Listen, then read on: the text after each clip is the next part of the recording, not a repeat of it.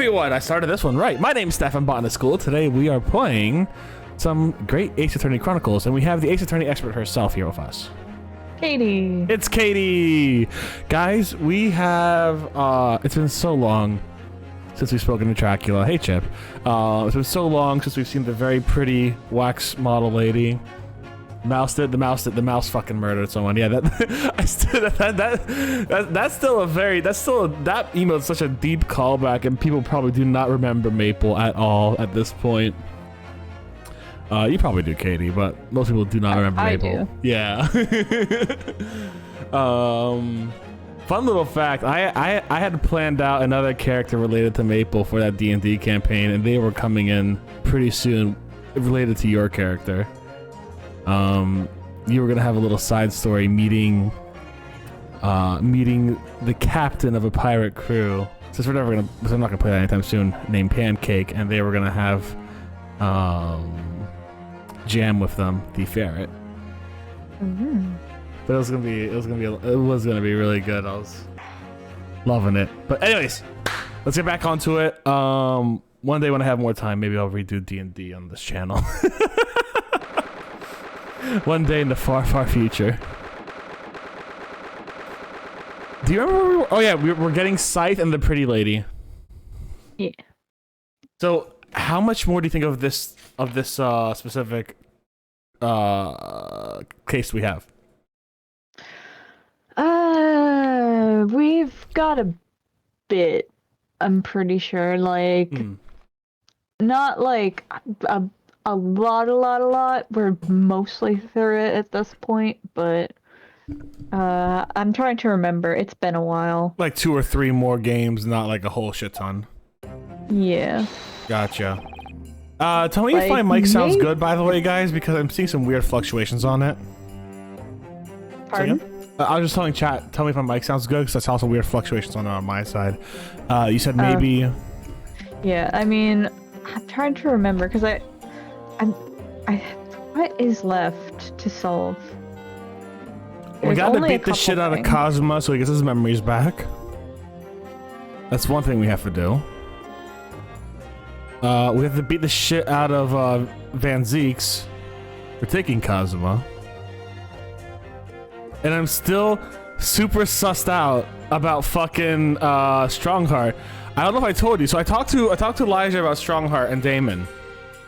And Elijah goes, "These are the same people." I'm like, exactly! This is exactly my point!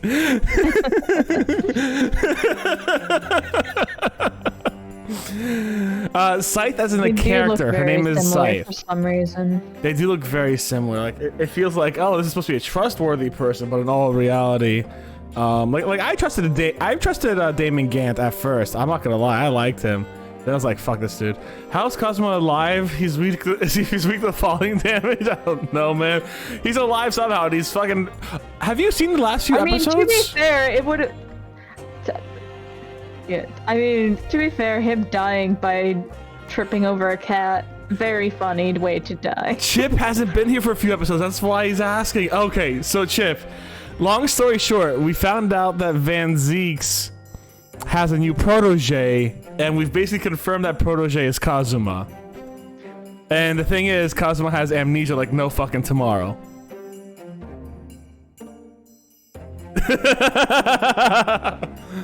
So he doesn't remember shit. Won't even talk to us. He's being very rude, what honestly. An asshole, honestly. Alright, here we go. The Knight Errant himself. Oh, have you been watching from the gallery, Mr. Sholmes? I've been on the edge of my seat the entire time. Courtroom trials are fascinating affairs, as a spectator at least. I'm glad you've been enjoying yourself. Chip, you're gonna see one of the prettiest ladies in this game soon. She is so pretty. And there she is. There she is! I have to ask. What on earth is going on? It makes no sense. Why is this professor business all about? He doesn't even look like a professor I've met before. Who even is she? Oh yeah, of course. You were in Germany already 10 years ago. Yes, the professor.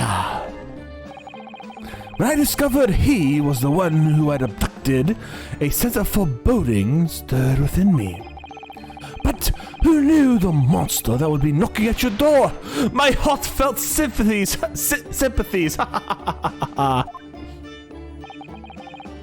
As it turns out, Lord Van Zieks is even more intimately tied to this case than any of us realize, isn't he? Well, I realized it, but I decided to be an asshole and not tell you. Yes, how true. I didn't even know she was gonna say that. That's great. It's a great friend from university in the dock. And now a waxwork of a killer who took his esteemed brother's life makes an appearance too. Van Zieks is having a rough day. Just a bit, yeah. Like legitimately, and I'm gonna put this. I put this on the thing. I think Van Zieks is legitimately trying his best to do what justice is. Right? I think he is.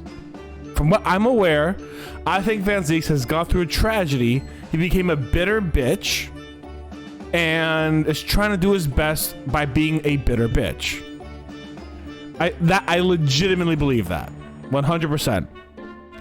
It does not mean he's not a bitter bitch. And I just got a raid right when I said that does not mean he's not a bitter bitch. Goodbye, Raiders. Actually, hey, Wordsmith Pico, this is my friend who is the on stream. She is the Umineko expert. I know you guys are playing Umineko when they cry right now on stream. Oh my gosh, I love Umineko. She is the Umineko expert who has told me everything about it, and I will say this: Wordsmith Pico and their stream are not too far ahead. I think they're only in the first 3 books. I think you said, Pico. The question arcs, I'm guessing. Yeah, the question. That's the first 4. First 4, yeah, they're in the question arcs. So nice. Have fun. It's a fun ride. I love Umineko so much.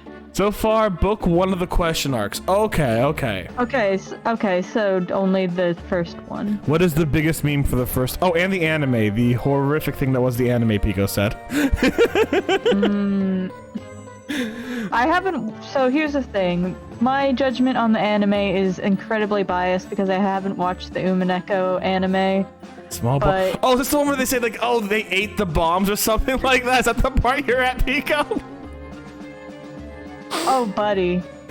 Oh, buddy. If you think that's anime only, I have a shirt. I have a shirt with that text on it that I got from my friend for Christmas. So I have a shirt with that blue truth on it. Blue truth, they ate bombs. No. They ate tiny bombs. They ate tiny bombs. They exploded. And that's how it was a closed room. Pico, I hope you had fun. That's such a garbage blue truth. And I don't know if the anime ends there, but if it does, that's even worse. I don't remember where the anime ends. I just remember loving the music. The music of the anime was fucking dope. I don't think the anime goes into the answer arcs, which is bad. And I also heard it might skip over certain details that really make it helpful to actually be able to do things. To think about what's going on. I know that the anime at least got to Angie. I have not seen the anime. I know Angie got to the anime, and I know part of Angie's story resolved in the anime. I won't say much else in case they haven't gotten there. But, Angie. Oh, I'm trying to think. This is the problem with trying not to say spoilers, is like, there's a lot of things that could mean. And that's all I'm gonna say. Exactly. I'll tell you what I remember later, but like, I know Angie got there. If you don't know who Angie is, you will know because she will get there eventually. It rushed the hell out of everything, somehow worse than Higurashi did. Oh shit, okay. So I have a friend who, he used to, like the, he liked the Higurashi anime in some ways better than the earlier Higurashi visual novels. Pico, you can answer this question. Okay, 1 second. It's more Huh? Continue distracting Pico. I got a get a picture of Shamspear real quick. Sure. So, like, you liked it because of the horror vibes, but I definitely like the visual novel better because, the tone is just entirely different. Like, you see it immediately in the first couple seconds. And I actually haven't finished the visual novel for Higurashi. I only kind of started it, but... I need you to be here for a second, Pico, because I need you to make a judgment for me that I don't think Katie has recognized what I'm about to do. Oh? Because it's been a while since we've had this argument. There is a character in this game that reminds me of Beatrice. You're wrong! You're wrong? You're so wrong. Not wrong. You're wrong. I am. Is the thing. I clipped this joke 5 times already. You did. Get ready to clip it 5 more times, baby. Like, you would disrespect my girl, my beloved girl, like this. Okay, so this here is William Shamspear. He's in the game, and he's in this game, but we're playing right now. This is William Shamspear, right? Now, the thing about William Shamspear is everything about him just screams Umineko to me, and when I put him, like, side by side of Beatrice, I just feel like these two are related. Like they just feel so related to one another to me. So yes, thank you. You're so wrong in every way. I am the finisher of Umineko. I hold the secret and I say you're wrong.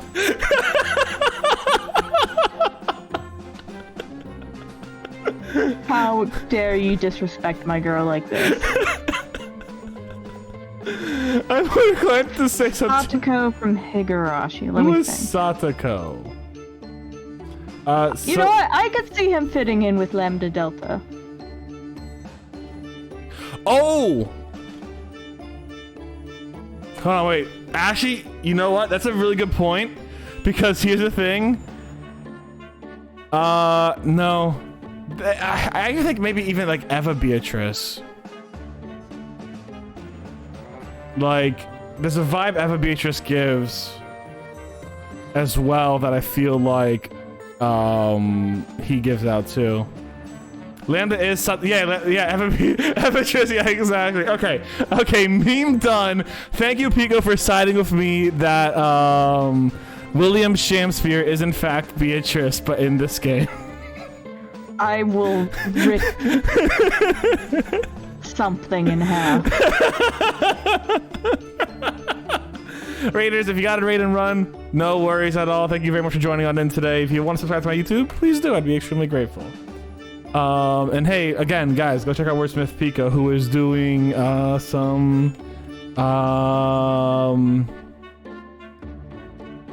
the game we were just talking about again? Umineko. Now we have 6 clips of that joke. Thank you, Chip. Thank you. I appreciate it. So I'm gonna call you Chip the Clip Master. I guess we should say in your stream, because I know you have like younger followers too. Yeah. Umineko's not for everyone, etc., etc. Yeah. I love it to pieces, but it definitely requires a mature audience and has a lot of triggers. So that's a keep very that good in mind. point. Read at your own discretion.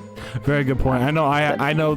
I don't have many triggers, but a few of them are hit by Umineko. Sometimes Umineko has like every trigger. Every trigger imaginable. Oh. You know, I can't say this joke because I don't want to spoil anyone. So we're gonna go to the next. I post content warnings every time, both that and Higurashi. Yeah, no, valid. Yeah, valid. it desperately needs it. Yeah. Like desperately. Like sometimes I'll be like, Steph, I don't know how you want to treat certain Ace Attorney content. That's nothing. No, it's nothing. Umineko is genuinely like horror that leans heavily on certain things, though. And it has some really like I think it all goes to a good story, but it's got some stuff. It has some good story. From what I understand, it has good stories, good messages, fucked up everything else that leads to being really good. Yeah. Well, it would not be the same sort of fact. Yeah. Yes, I 100% agree. Like, it is not in there for shock value. What's the whole point of Higurashi? Get therapy and talk to friends? Yeah, basically. talk to your friends. Some really messed up stuff happens, but it's very important that it happens. Use your words. Thank you, Pico. Talk to your friends. Is the whole point, but it needs to go through some really messed up stuff to be like, hey, yeah. A reminder that when you're going through really messed up stuff, this does actually help. Like, it's not there to be like hollow about it. It's there to be like, yeah, some messed up stuff happens sometimes. Here's, and it's hard to make it better. Yeah, no. Pico, I've picked Katie's brain about that entire franchise. Talk about it for a long time. Oh, you could. Like, I think we've done like this thing where it's like, if we ever do the drinking PowerPoint game, it's like what one thing can you write a lot about in like 15 minutes, and you're just like, I have so many things. I'm like, most of it's Umineko.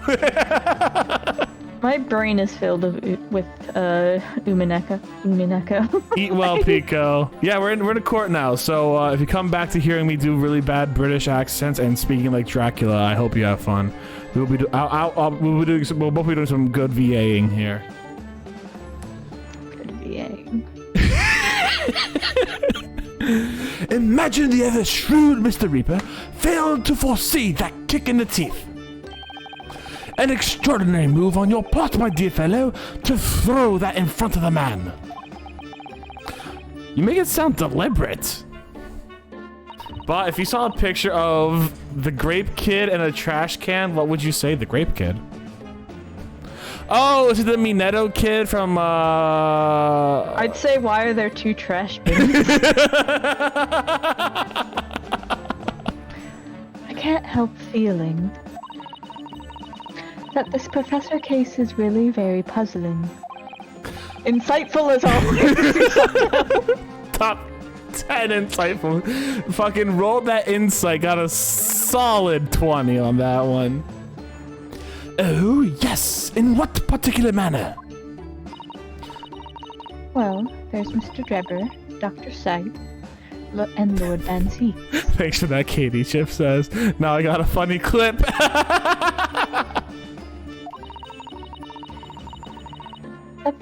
It seems that everybody in the trial has a link to the case somehow. Yes! In fact, I alone am not a member of the set. Though that leaves me as empty set, all alone with no intersection to any other. Who are you? Fuck, who is this? I don't remember. Oh, I gotta take a guess now. Fuck, Alright, it can't be anyone from the prosecutor's side. It can't be anyone from the prosecutor's side. I think it might be Van Zeek's. No. Gregson. That's my guess too, but I could be wrong because again, it's been a long time, yeah. And I genuinely don't remember who's popping in here. Excuse me. Fuck! Sorry, I had something in my throat. Dr. Scythe! Ah, Dr. Courtney Scythe! Nay, Stevens, good day to you! Hello, Sholmes. That was very shrewd of you. What in particular, pray tell? You requested that a 10-year-old autopsy report... You requested that 10-year-old autopsy report from Gregson, didn't you? What? Me? Oh no, how could I ever? Why would you assume— I'm just a silly little man! I'm just a silly little man, Dr. Scythe. Nay, Stevens. How would I ever even know what an autopsy is?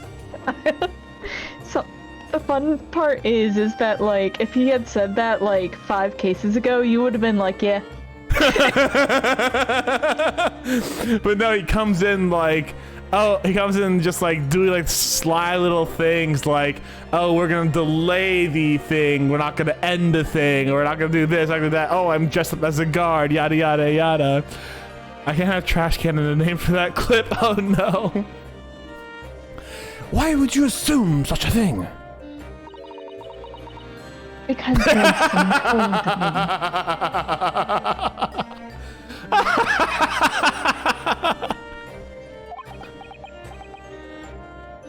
Well, fuck. You got me there. Well, you got me there. Goodbye. I think it's been 10 years. Excuse me? 10 years in the laboratory, wielding my scalpel. Is your, like, psychopath assistant gonna be with you? My daughter, no.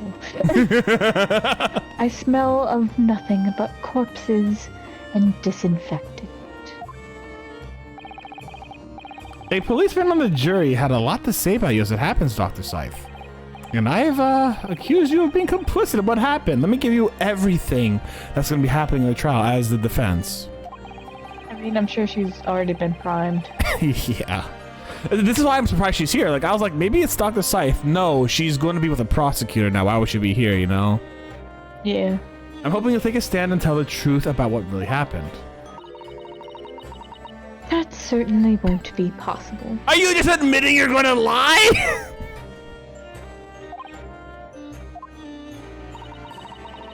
Lord Menzies won't be summoning me as a witness. Oh, shit, okay. Lord Strongheart has forbidden... He's sauce as fuck, see?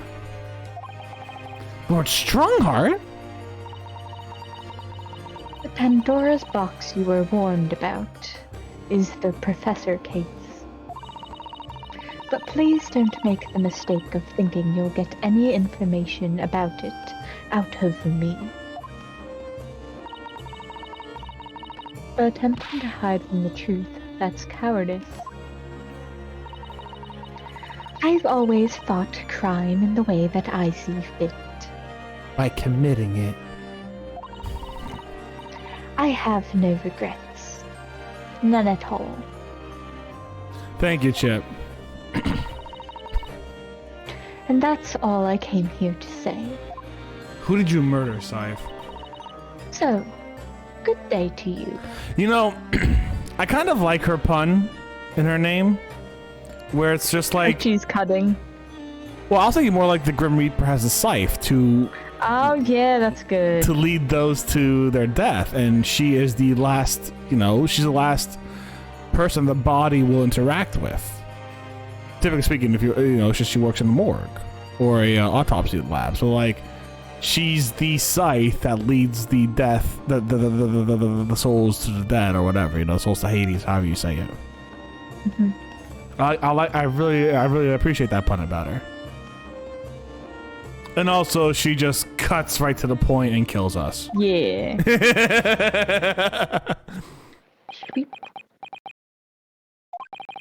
She mentioned it too, this Pandora's box. Miss Susato, what is a Pandora's box? Whatever does it all mean? There's really no cause for concern. I assure you when the trial resumes, the meaning will become all too apparent whether you like it to or not. Huh? Now that I believe it's almost time, I must make my way back to the public gallery. The edge of my seat awaits, and yet I've paid for the whole thing. Last, I want a refund. I think maybe you're enjoying yourself a little too much. I ask one word of warning before I go. You have opened a Pandora's box, and you will find out what that is.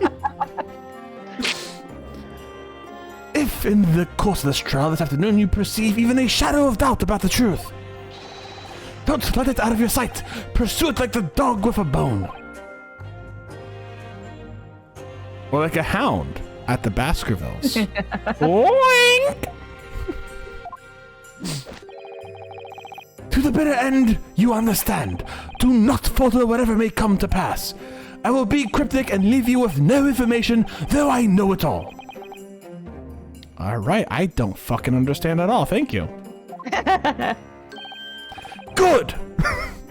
I shall make myself scarce then, as I have for the past several cases. Oh, I purchased a bar capital afterwards, so I shall be gnawing on that as you gnaw away the truth. Perhaps I shall even use it to make new keys and cause more crime. The people look at the clip, I hope so too. Which clip? He did a clip of you calling me Nether trash. Well, he is, so. I do like the fact that they did bring back in Sholmes Caramel. Like, that's just funny. Yeah. Vault Hunters. I love being a good callback. Watch out for the Vault Hunters, Miss Naruhodo. Don't care if I misspelled the thing. Who the fuck is Vault Hunters? What? Vault Hunters? Is this like a fucking... Especially the bit about whatever may come to pass. Borderlands. I've never played Borderlands. Okay. Oh, he kind of does look like that guy from Borderlands, doesn't he? Mr. Commonwealth, or whatever his name is. It's time for the final chapter, then. I'm determined to find the truth. No matter what. Final chapter, except it's not. You can see it in the menu. Damn it. Wait, hold on. What's next Tuesday? Next Tuesday's October 24th! We have to finish this case next Tuesday, then. We might finish it today. Okay, well... But we'll find out. Okay, well, we'll finish it in time for the 24th, then. That's the closest we've gotten to going on date. We'll see. Humana.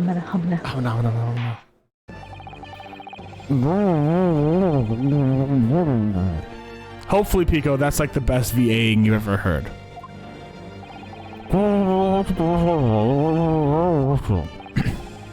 The prosecution is ready, my lord. Yes, my lord. The defense is also ready.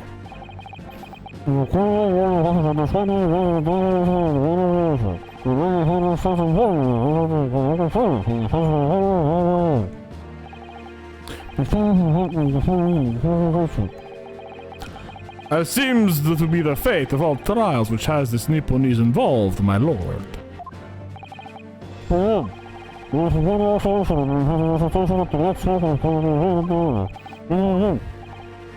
My lord?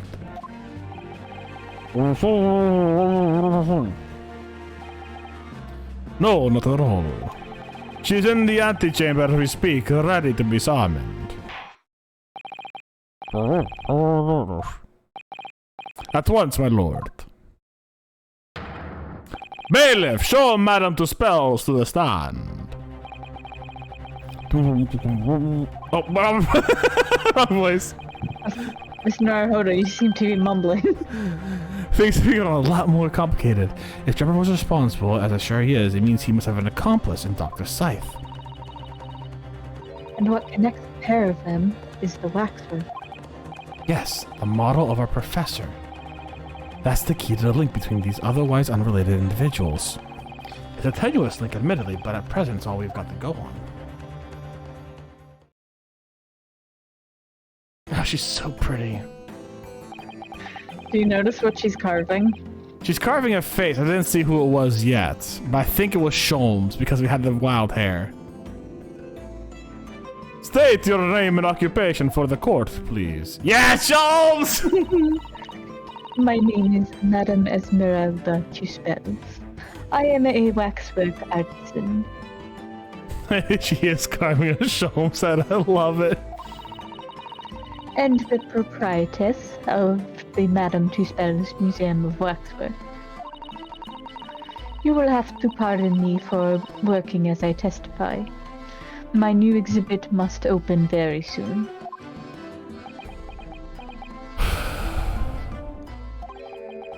Oh, so he finally gets the statue, does he? Now there are 2 of them in the world! I am multiplying by the second, Mr. Naruhodo. It's that Star Wars memes. It's that Star Wars meme where they're like, 2 Jedi? There's too many! Now there are 2 of them. Oh my. What expression is she carving onto that face?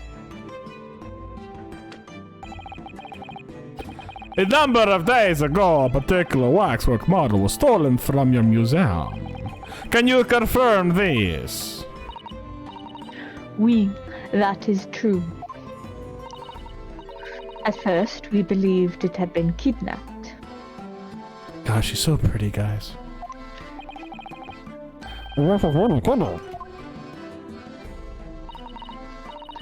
Yes, my lord. There was a demand for ransom money left behind by the culprit. However, according to what I have just been told outside the courtroom, that was not the true reason. I understand it was utilized as a substitute for the body of a murder victim. At present, that is no more than conjecture proposed by the defense. This is the victim of the case in question, Mr. Odi Assman. But of course I know him well. He is a part of my odious personages exhibit. Words. What does odious mean? Huh? What does odious mean? Oh, I mean, not good, right? I'm looking it up right now. Odious traitor. Yeah, extremely unpleasant and repulsive, yeah. Damn! Damn, she took him down a peg, That's why baby. he's odious, man. He's Odi ass man. He has a very repugnant ass. I detest to say what is evident, but Mr. Asman does not resemble the professor at all. Yes, but perhaps their faces were very similar. Are you suggesting that we should see now the demasked visage of the professor? Yes. I have here the key, but it is strictly forbidden to open the lock. I hate this game. This game is questioning whether I'm asexual or not. What? I don't think I've been this smitten with a character in any game we've played in a very long time. She's very pretty. She, like, her mannerisms, how she holds herself, her aesthetic. Oh yeah. She's got me. She's very good. She's very good. Oh my god, I don't think I've been this smitten since Gumshoe. But Gumshoe's for a completely different reason. He's just an idiot and I love him. I think he'd give really good hugs. I think he'd give really good hugs, actually, yeah. Anyways. Tragically, there's no figurine of her that I can find. I'm very sad. Oh no. This is absurd. Pardon? I do not know what face you've carved into your fancy figure beneath that mask. But clearly it won't be that of the actual killer.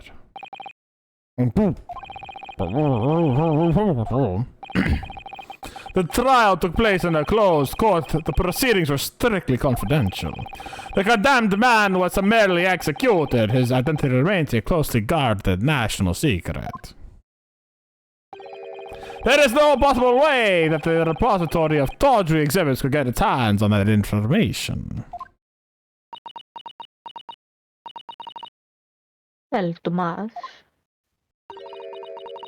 it would seem you are unaware of the Chispel's principles.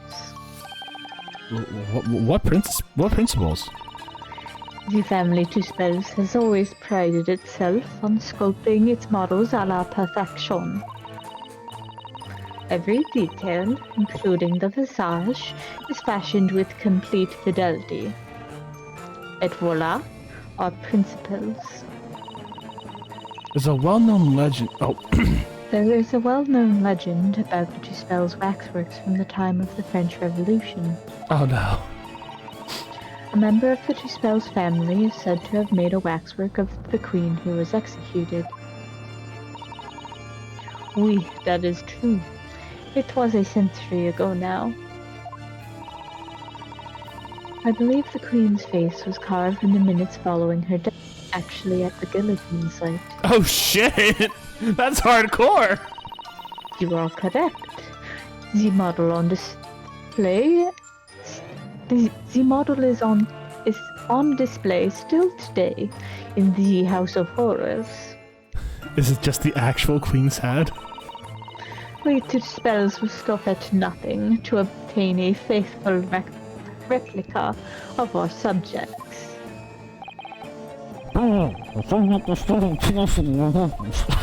Thank you. It is the only way to obtain a truly lifelike representation of the subject. And it has been my family's secret for generations. She actually has like ties to the monarchy. That's my guess. Do you mean to say... Perfect, oh yeah. You mean to say that beneath that mask? Oui. The visage of the killer is there. Ah! This is ludicrous! Out of the question! The professor spread terror throughout Great Britain. As a result, the Madame Tuspel special exhibit remains extremely popular even today. The killer emerging from his own grave. It is a sight to behold. You should come. She has to advertise herself just a little bit. I don't blame her.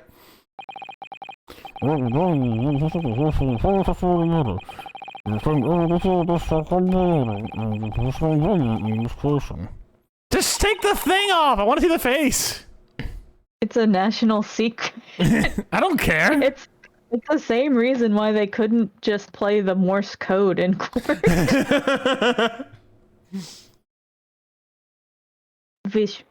With pleasure. They should play the Morse code in court, just like fucking go insane. None of them spoke Japanese, it's fine. The special exhibit in the House of Horrors is based on a rumor that shocked society in London. Don't mind what my voice just did there, I have no idea. An impression of the visage was taken directly from the corpse, in accordance with Tuspel's family principles. You're gonna have 3 dots to start with if you want to do SOS. Bop bop bop. Bop bop bop bop bop bop bop bop bop.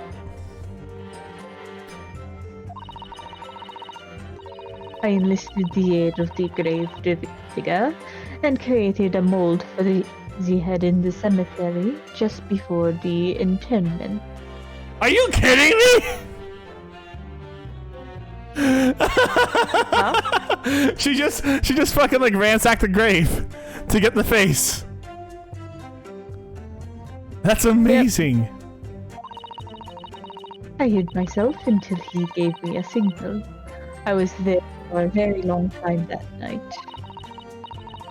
As dawn approached, I was very worried I could be discovered. That's so good.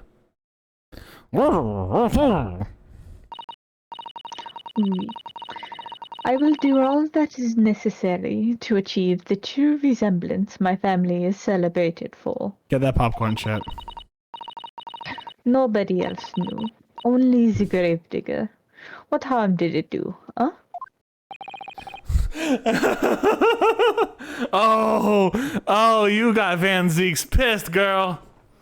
So, you truly saw it. The face of the monster. Naturally, I was aware at the time that his identity was a secret.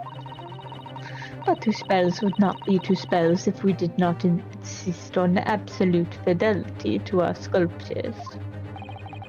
I don't believe this.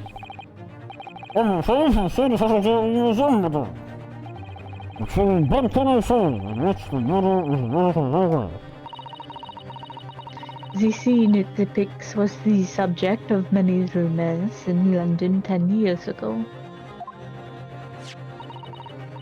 I have here a newspaper from the time. Yeah. The special exhibit was based upon the picture in this article. All right, so we see number 139 there. We see Drebber pretty clearly. Where's the fucking model? We don't have the model. We don't have the picture of the model. Okay.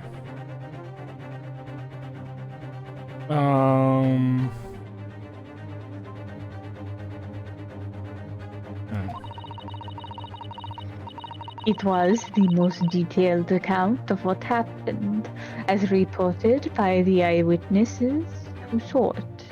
Or sorry, the eyewitness who saw it. I'm gonna have to read the article a bit more. Man rises from the grave. It's too absurd for words. The public enjoy absurdity, monsieur. Wait, actually.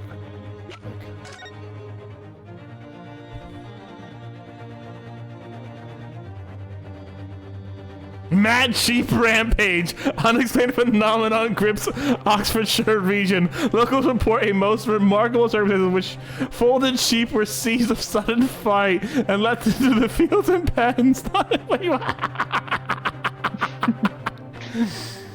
The Great Stink. Oh my god. Charles Darwin to receive Complete Medal. Alright, cool. Alright. Yeah. Mr. Enoch Drebber, a disabled scientist at the University of London and a resident of the student dorms. Okay, cool. I don't think there's a lot more like... Wait. Look who drew that picture. There's a signature on the bottom right-hand corner. Oh yeah, there is. Oh, ass man. They thought I couldn't see that. How dare they think I can't see Mr. Assman's name right here. So Odie Assman had something to do with this directly. Okay, cool. That is why I have produced the scene as carefully as possible in my museum. I was wondering what clue would be in there that I had to like get eventually, and I saw it. And it's a wax from the exhibit that was stolen some days before the incident at the Great Exhibition, wasn't it? That is correct. The professor you see before you hear.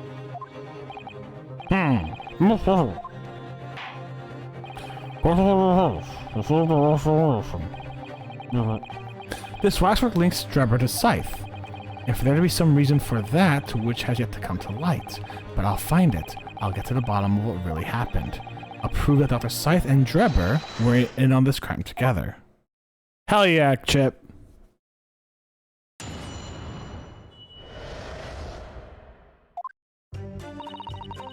Does she have a flustered expression? I think so. Okay. And the rumor would be A 10-year-old tale now, but one that no Londoner would ever forget. Alright, I know what you're talking about, I think. Of course, it couldn't be anything else. Yes, the story would never disappear. The tale of the condemned killer rising from the dead.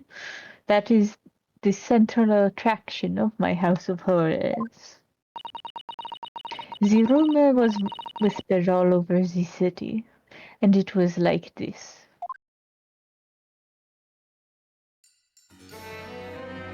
It was in Logate Cemetery, behind the prison, in the dead of night, after the execution of the killer. The entire professor slid back the stone slab covering his tomb and emerged from his grave. A young man who had witnessed this felt a scream welling up inside him. But an instant later, he heard an ear-splitting gunshot from over his shoulder. The bullet struck the emerging corpse, and he fell motionless once more. The scream finally found its way from the mouth of the young witness, who turned and ran for his life.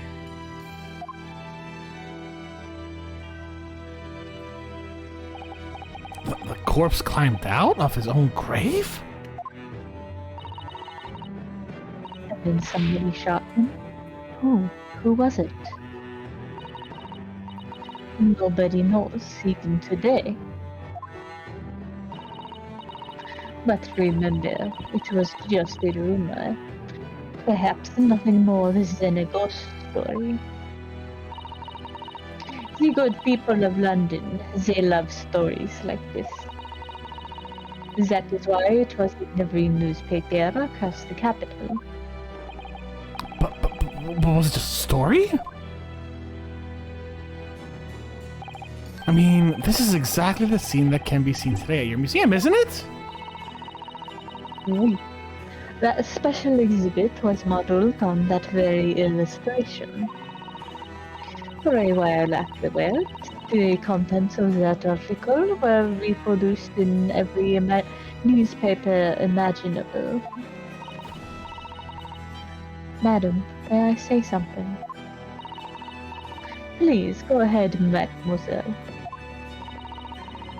When something is described as a rumor, it doesn't necessarily mean that it's entirely made up.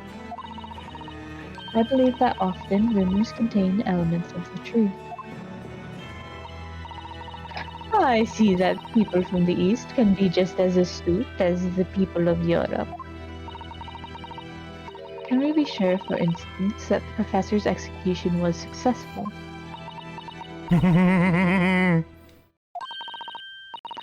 It is not possible for the dead to come back to life.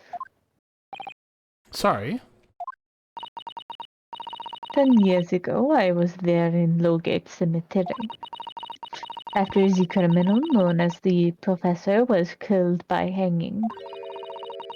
I took a wax impression of his visage from the corpse just before it was interred. So I can assure you, the man was dead. I see.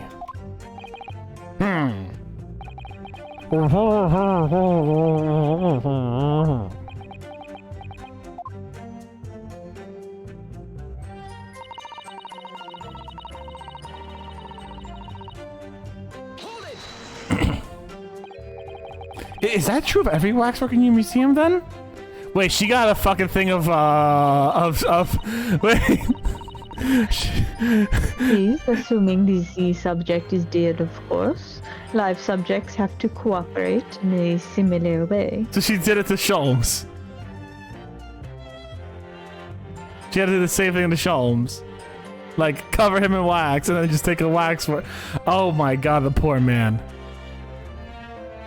You know he was into Yeah. I have letters from imprisoned criminals of the time, you know. What sort of letters? When my time comes, please make a waxwork of me. Comme ça. No! My museum is famous, monsieur. To be made into a waxwork is an honor, and for some criminals, a symbol of status even. That's a good point, actually. There's nothing that says hardened criminal better than wax. And it is in thanks to one killer in particular that my museum has gained such popularity in London. I refer to the start of this special exhibit, of course, the Professor. Whose form you claim to have captured by taking an impression from the actual corpse? There are no exceptions to the principles of two spells. I enlisted the aid of... Oh, sorry. No, you're good, you're good, you're good. Surely that's illegal, isn't it? Wink! It would seem the proprietress of the repertory of the novelties was blinded by monetary greed. Anyway, only if you aren't caught exactly, Chip. it had nothing to do with money. The man is part of London's criminal history. That is why I had to sculpt him, to record this history. It is the raison d'etre of the Chispellers Museum. But if the man was convicted in a closed court and sent for immediate execution, then surely nobody but the members of the judiciary present know the killer's true identity. I assure you, behind that... Oh, sorry, my bad. Here. There you go, I got you. I assure you, behind that mask is hidden the true face of the professor. Do you realize what you're saying? The professor's identity is a national secret! I understand. And now that the truth about the special exhibit has been revealed, it must perhaps close. Of course it will! As will your entire museum if you do not tread very carefully, madame. That could be another interesting chapter in the history of my family, I think. Don't you? So 10 years ago, on the night of the professor's execution, you took a wax impression of his face from the corpse. Oui. Exactement.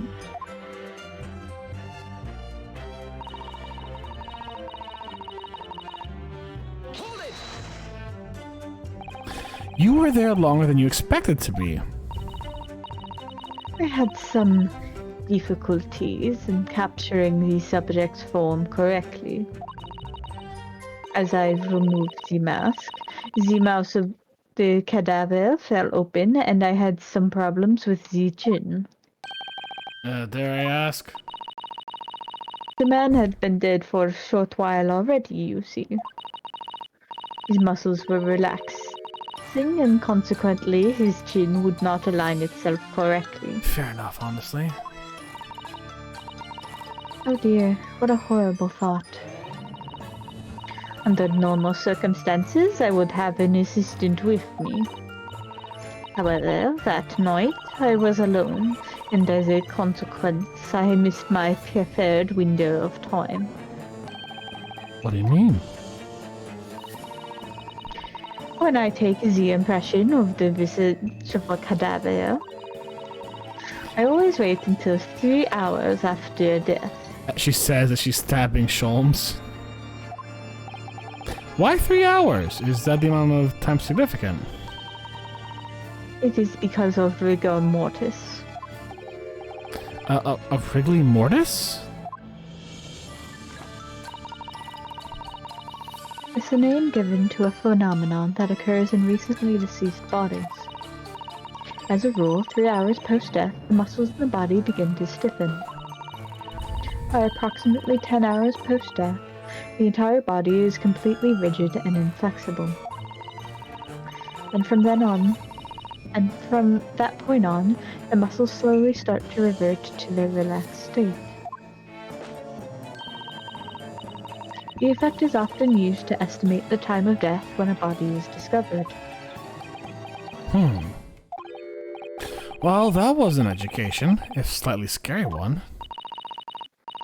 As the mademoiselle says, rigor mortis commences 3 hours after death, and it starts in the jaw. I see. So that's why you wait. Before that time, the mouth falls open, and it is very difficult to do my work. It's getting hard for me to do my work with all this talk of corpses. I wonder if that information the court just heard from out to spells.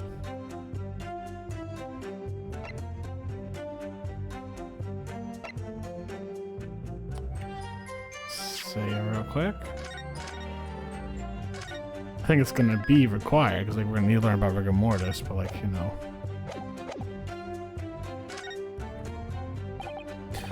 The information about rigor mortis that you just shared with us, would you mind including it in your formal testimony? I believe it could be significant, you see. Of course, I do not mind at all. I can't help feeling that after this latest topic, the atmosphere in the courtroom has become extremely... Finish the joke. Katie, finish the joke. grave. That's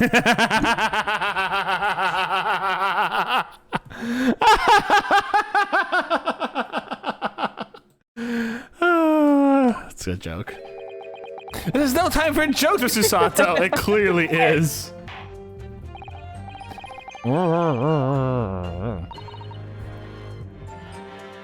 Bien sûr. Oh my god, that's fucking. You know what? That was a good fucking joke. I like it. Hold on, I gotta edit something real quick on my side. That's a good fuck. Yeah, just. That's a good what? It's a good fucking joke. Wait, what'd you think I said? No, it's where you cut off that was the problem. Wait, what'd you think I said? You didn't say the last word. Okay, fair enough. Yeah, I didn't say the last word. No, I'm just gotta edit something real quick before I forget to do it. I always forget to do this. At least I didn't hear it. Yeah, no, I did. I did trail off. I trail off a lot. All right, save. We're all good. All right, cool. Oh, wrong button.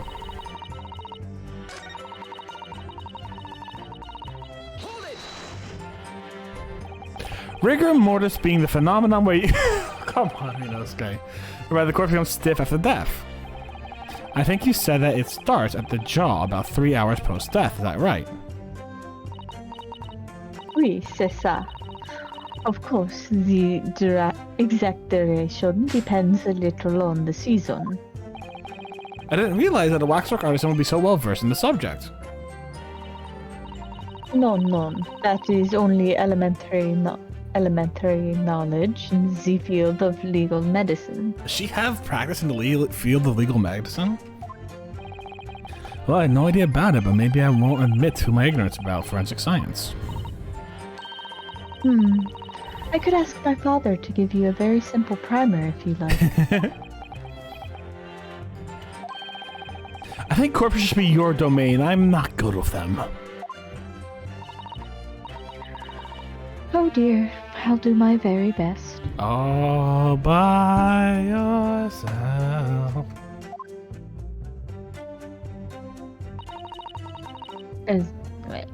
I want to see something.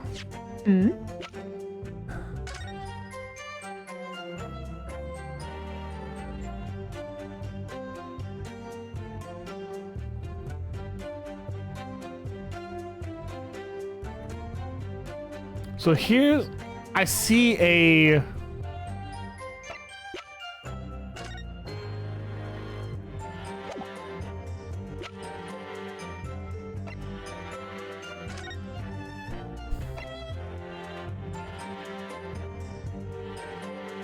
So I see Odiason's signature.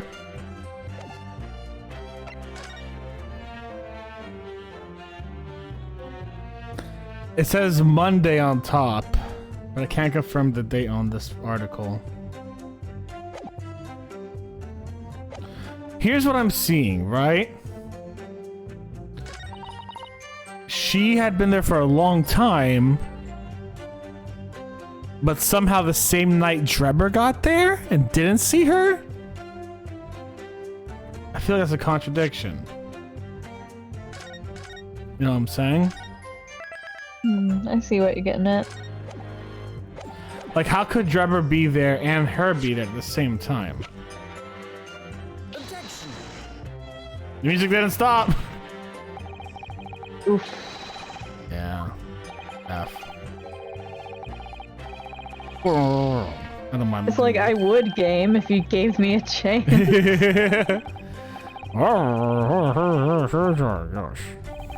Perhaps I need to reconsider this. Let's press on the last one.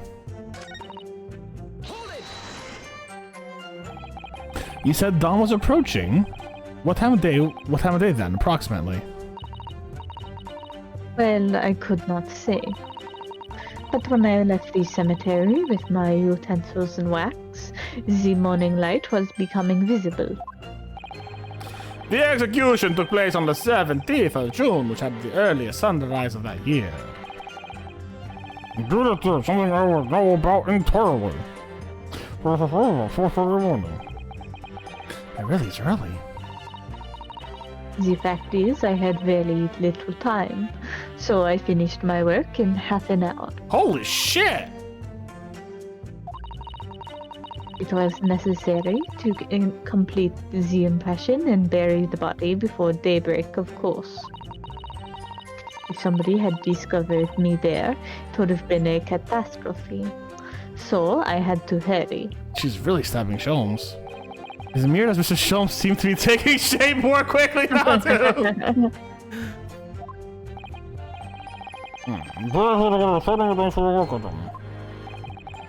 I wonder if what she said is particularly significant. Oh, okay, there's another one here.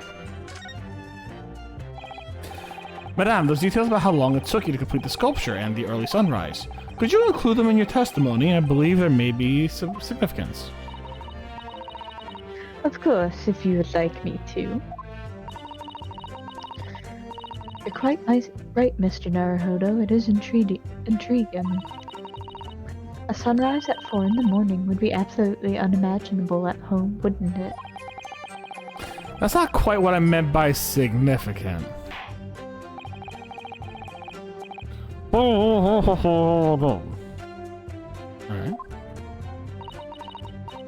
With pleasure, my lord.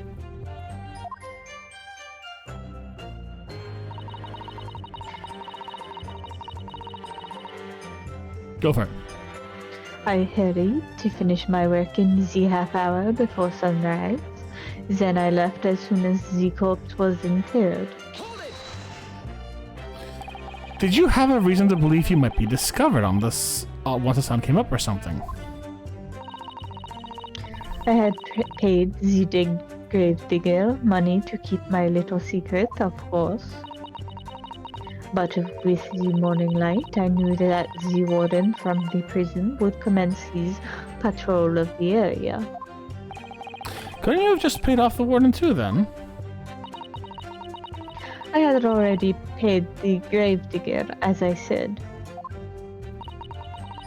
You cannot buy the silence of everyone, or the secret is no longer a secret, huh? That's the point.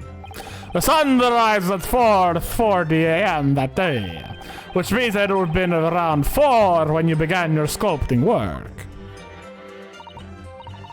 Oui, that must be correct.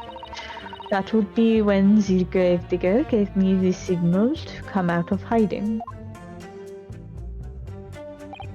So that's all I have to go on. What's your feeling, Mr. Naruhodo? For some reason, Dr. Scythe went along with Deborah's plan. Now, if that's really true, then the professor is the only one thing we know of that links the pair of them. So I feel sure that the waxwork must be included in this mystery somehow. In that case, we must use this cross-examination to uncover exactly what it means. Otherwise, the jurors are sure to revert their leanings and the trial will be over. I agree, but interestingly, uncovering what the professor has to do with all this means more to Lord Van Zeeks than anyone. That's the impression I'm getting anyways. Yes, as do I. After all, he has a profound connection to the professor as well.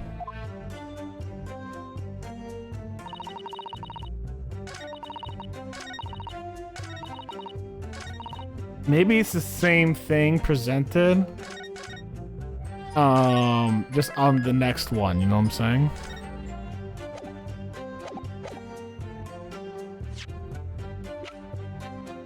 Objection. Nope. Or maybe it's one of those things where you have to, like, uncover both statements. What do you mean? Like, try pressing the older statement that you had from before. This one.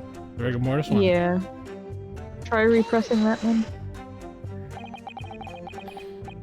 Let's see if there's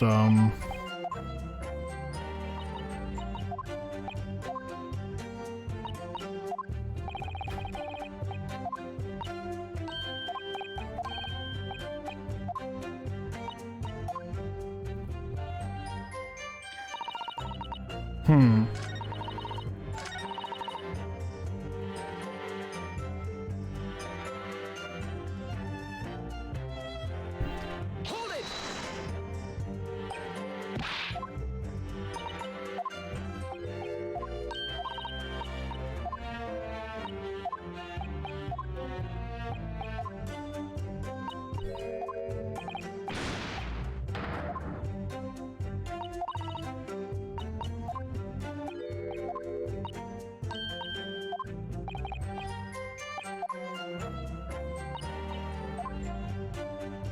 Okay, I gotta think.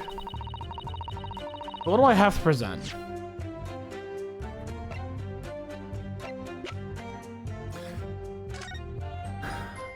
Can we present people? I don't remember. I cannot present a person, no. Mm.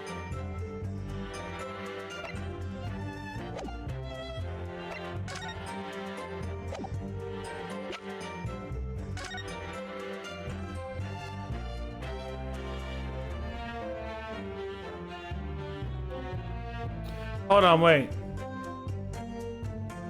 Confirmed at midnight, which means 3 hours. What's the time she said? 4, which she would have, because she finished around. I think she said 4 was the time she was like starting. Let me, actually, I gotta read this one. I think it's. Rigor mortis described. Listen, I think you said that the starts to the jaw about 3 hours post-death, right? Exactly the times on the season. I didn't realize the wax person would be so well versed in the subject. No, it's elementary knowledge. I'm gonna try pressing there, actually. I feel like there's something wrong with the time. And a half hour before sunrise could also be it. Because why would she be working a half hour before sunrise? Which would be 4 o'clock. Objection! Except if that was a fucking lie, I guess.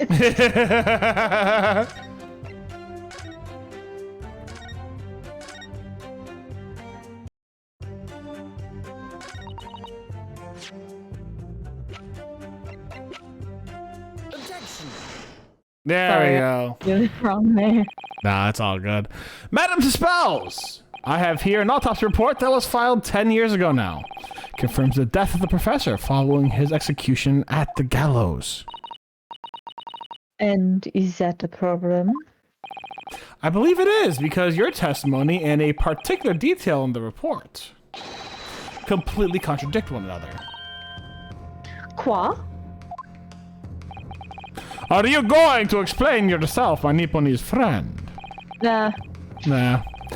According to her testimony, Madame Spells was creating her wax compression just before dawn. At the time, rigor mortis had not yet set in. Am I correct so far, Madame? You are, yes. As I said, the stiffening of the jaw is the first sign of rigor mortis, 2 to 3 hours after death. But Z-Man's chin was limp, so he cannot have been dead for a long time. But on the other hand, if you look at Dr. Scythe's report, it quite clearly states the following. Death by hanging confirmed at midnight, June 17th.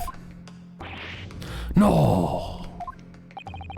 If the professor indeed died at midnight that day, then by the time you were sculpting his face, rigor mortis would already have set in. Oui, yes, you're right. The chin, it would have been completely stiff.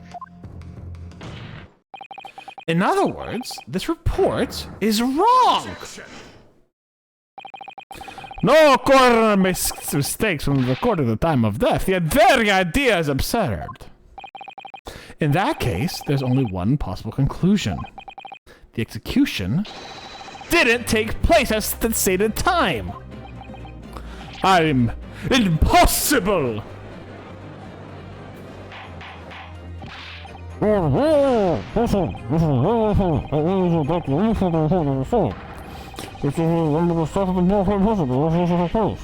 By heck! Extraordinary! I'll accuse everyone. I don't care. My learned friend appears to have overlooked one very crucial fact. What's that? The professor died that night, without question. He did. Of course he did. I moved the man's limp jaw in my own hand. Yes, the professor died that night. But what if he didn't die at the gallows? Didn't die at the... Are you insane? What exactly are you suggesting that happened in that case? It's almost impossible to believe, but it would explain the link between Dr. Scythe, the professor, and that one other person of interest. I have evidence that will explain exactly what I'm suggesting happened that night. Fuck,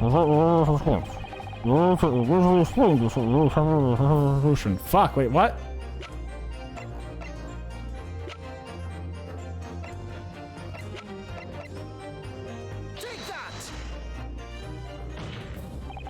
What happened that night is written very plainly in this newspaper article. Executed criminal returns in the dead of night at local cemetery. You're suggesting that there was a corpse coming back from the dead now? Well, if this article is to be believed, yes. The professor assumed the dead following by his execution, emerged from his grave, and was killed again. Don't be a fool, that's simply a rumor published by the Gutter Press. It's fake news. Can you be certain of that? Are you serious? The point is, as the article states, there was a witness to what happened. Mais oui, the young man who stole into the cemetery by chance that night. Objection! Of course there was a witness. The story didn't write itself, but obviously the man made it up.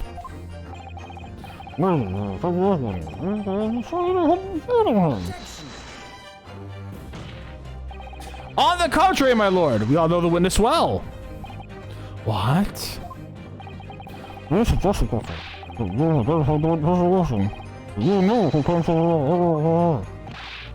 Yes, my lord.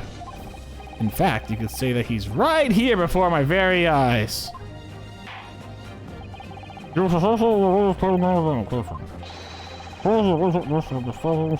you not tell by like looking?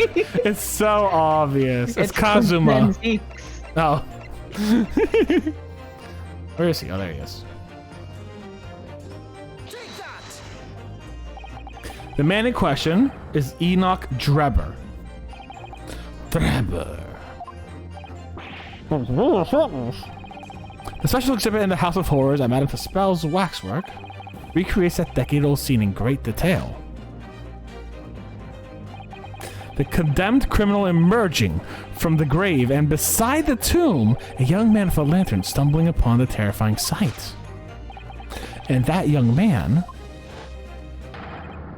is a 10-year younger Mr. Enoch Drebber. Can we open the mask yet? Drebber was there in Lowgate Cemetery. What is all this talk about Mr. Drebber? Is the name significant? Of course, Madame Tuspel doesn't know, does she? Yes, it is extremely significant, Madame. To your situation as well, in fact. What situation? The theft of the professor's waxwork from your museum some days ago was perpetrated by the very same man. No. But what does that would mean? Madame Tuspels. It would appear you know the name Enoch Drebber.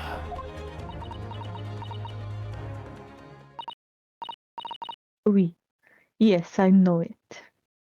Do not say he's your lover, I will cry.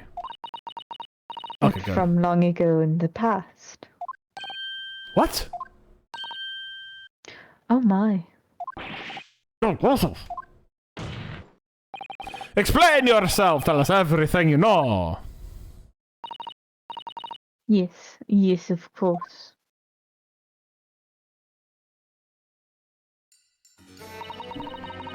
The story of the young man and the terrible white sight he witnessed in the cemetery 10 years ago was published in every single newspaper in London and throughout Great Britain. Okay. However, in all of these articles, the witness was simply described as a certain young man. No details were published about his identity. His name was never revealed. That's a lie, we saw it on the other paper. That is, apart from Okay. in one newspaper. Okay.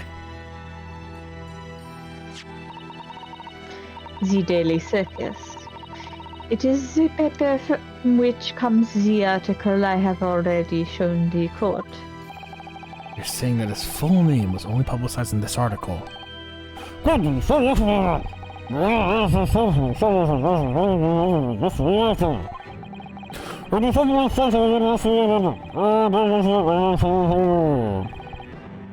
Unbelievable. When I read the article, I went to meet with the man. His discovery of the condemned criminal coming back to life in the cemetery in the dead of night would make a perfect exhibit for my house of horrors, whether it was the truth or not. So I suffocated him in wax and murdered him. That's why I became half cyborg.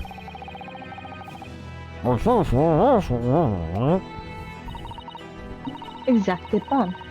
He was studying science at the University of London in those days. He was just a poor student. I paid him £5 to model for the waxwork. And since that time, it has been in my museum to recreate the scene of terror from the cemetery.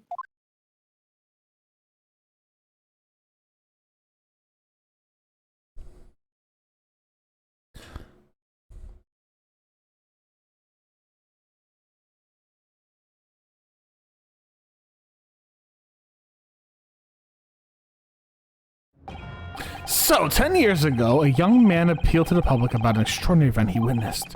A criminal who had been put to death re-emerging from his grave in the middle of the night. But the public treated this claim as nothing more than an amusing anecdote that was soon forgotten. 10 years later, the same man steals a waxwork model of the executed criminal, obstinately to use as a body double for the victim in the case we're discussing here today, even though the waxworks build is a poor match for the victim and its face is obscured by a mask. So the question is, why would the man do such a thing? Which brings us to 3 days ago, when the birdcage crashed into the Crystal Tower.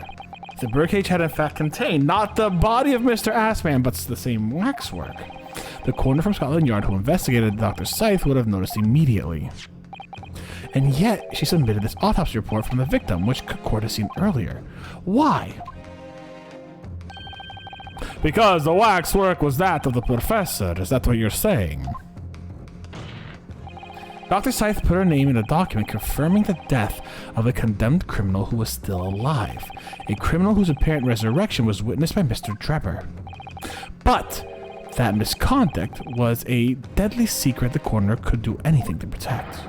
Which is precisely why Mr. Drebber used that particular waxwork as a body double. Ugh. He's so dramatic. I love it. He's like slow motioning everything. My lord, this court must summon Dr. Scythe to the stand. The defense is determined to find out exactly how the coroner and Mr. Drebber are connected. Occasionally, this is medicine hospital's office, but the fact is unable to participate in these proceedings. Is that not the case? She told us so herself, didn't she?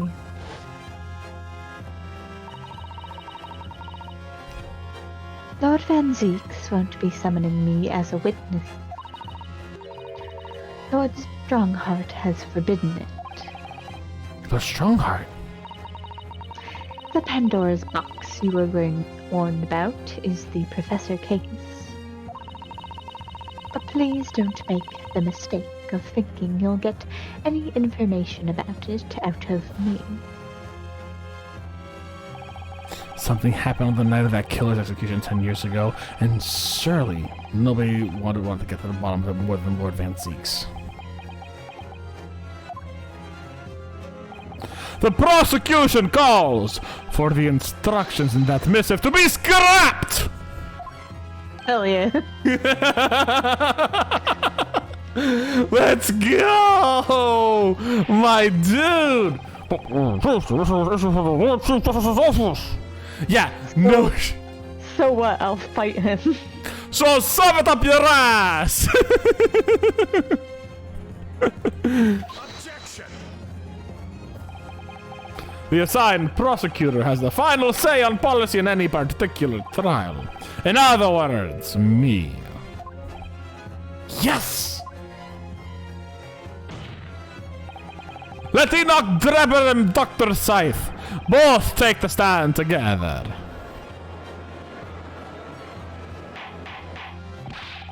I've had your case.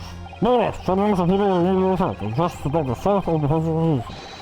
Please compare to temporary surveillance. Alright then, Enoch Drebber and Dr. Scythe, if they weren't colluding with one another, this crime could never have been committed. I am just a stone's throw away and I can feel it. The truth behind all of this is about to come out. Alright. She's still here, I love it.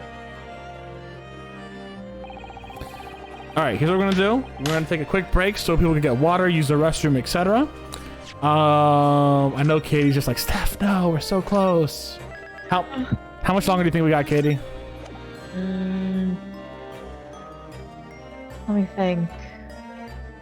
I'm trying to remember because there's some like blurred edges between this and another case. So I don't know. Alright, so either way, we'll continue when we get back for like till we hit about 10. If we get really close to the end, you know we are, then maybe like 10:30 or something, depending on how you feel. Or how close the case is. We'll talk then. But we'll be right back. I'm gonna go use the restroom. Katie, get water, get snacks, do whatever you gotta do. Hey, everyone watching, do the same thing. Stretch, relax, all that good stuff, and we'll be back in a second. Sounds good. Bye, everyone. See you in the ad break.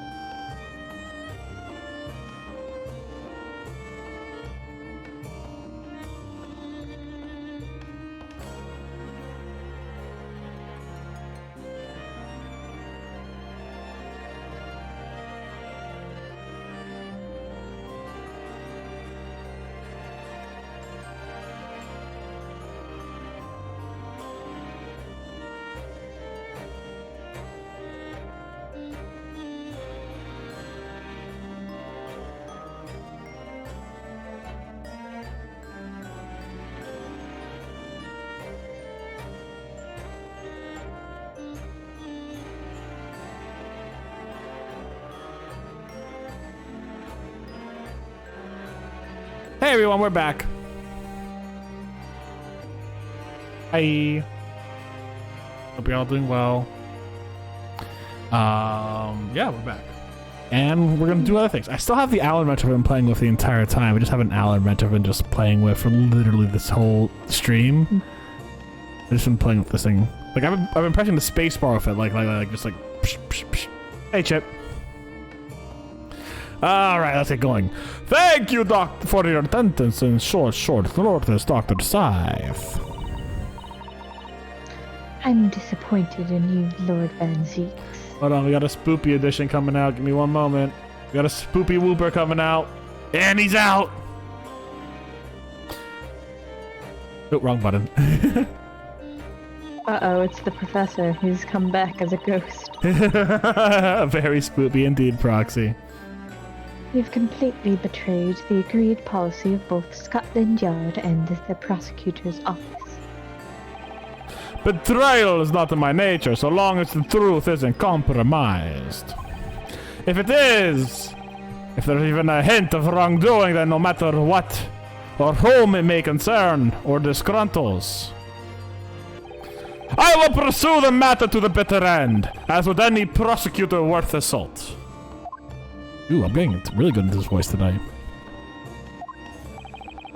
Mr. Drebber, you took the victim's life by means of a machine that you constructed in your workshop. And Miss Scythe, and Dr. Scythe, as the investigation coroner, you were the first on the scene to examine the victim's body. It is the belief of the defense that you collaborated with each other and were both complicit in this crime. And where's your evidence? At present, we have no definitive evidence, but we do have a very significant clue. What are you talking about? I'm talking, of course, about the waxwork. This model of the killer known as the Professor, who was sentenced to death 10 years ago. You don't need to tell me.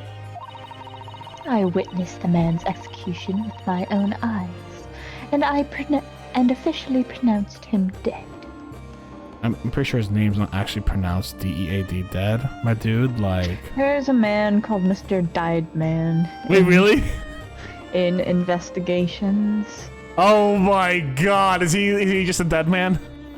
Yep, he's the victim. That's fucking amazing. That's fucking amazing. When are we getting investigations? Hey, Capcom, when are you putting investigations on Steam? I think the first one is on iOS, but I don't think we've ever gotten Ace Attorney Investigations 2 other than a fan translation, which is pretty good. I do like Mr. Raymond Shields, very good. Sebastian DeBest is also very good. I imagine that if we, and I mean just by the greater Capcom community, purchased the second well thought out, thoroughly connected trilogy, they will eventually put out the investigations as well. Calling it a trilogy still hurts me so bad. That remains to be seen. Is that so?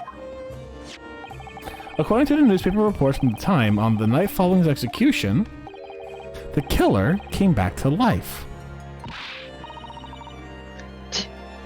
Don't waste my time. And the sole witness to that mysterious event was you, Mr. Drebber, wasn't it? If you saw what happened in the graveyard that night 10 years ago, it wasn't some chilling fiction, but reality. It would make you privy to a great secret of Dr. Scythe's. A secret so profound it could compel the coroner to agree to collaborate with your evil scheme, in fact. Mr. Drebber, tell the court. Tell everyone the truth of what you saw the night on Lowgate Cemetery. So he was a student who saw it. You can see the resemblance, actually, can't you? What a man admitted was supposed to mean. Chili's not gonna claim that that's really what he saw, especially not after all the years. It was just a researcher at the University of London, was he? And a bit too clever for his own good, if you ask me. Kick.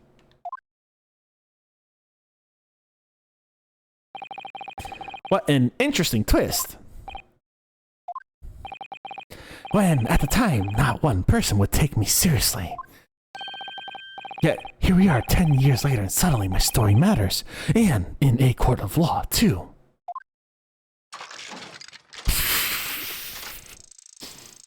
What is the purpose of his fucking little, like, monocle going... Very well, It's fancy. It's fancy, is the point. If everyone I mean, I kind of want it. Fair enough, actually, yeah. Computer, zoom in.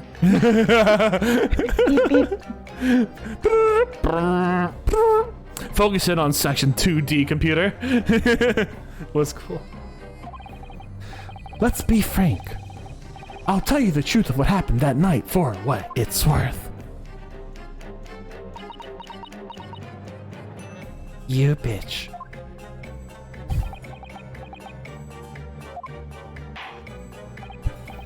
This is a story page about the events of that night 10 years ago. You will tell the court exactly what you stumbled across at Lowgate Cemetery. Yes, of course, as you wish. The problem is, I'm just realizing this dude's basically Anakin Skywalker.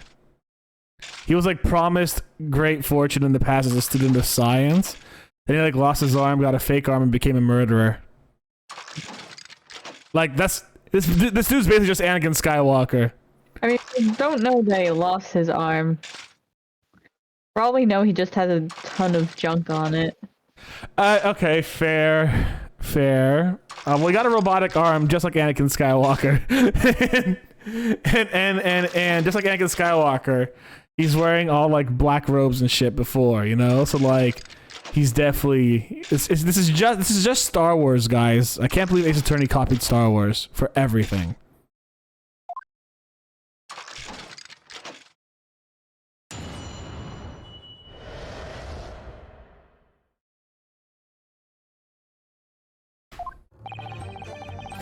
The reason I was at Lowgate Cemetery all 10 years ago was for a spot of moonlighting, shall we say.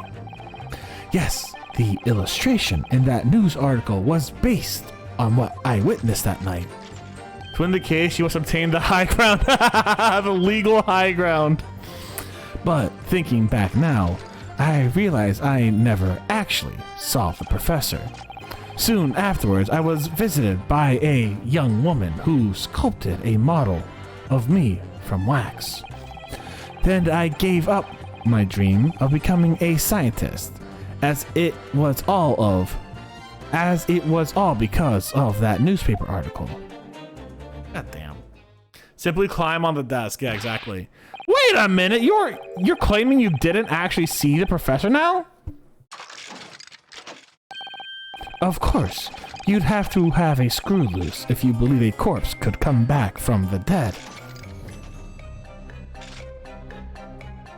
You have a lot of screws, and I'm pretty sure one of them's loose somewhere, bud. But, so you're saying this article is not worth the paper it's printed on? I think that would describe it perfectly, yes. If the details in the article aren't true, it nullifies your argument for why Mr. Drebber and Dr. Scythe would be working together. So he's discrediting himself to cripple my argument.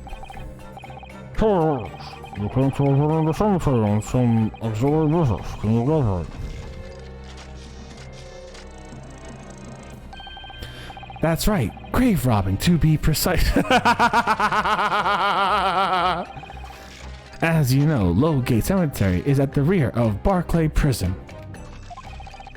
So, among students at the university, it has a reputation for being haunted by ghosts of condemned convicts.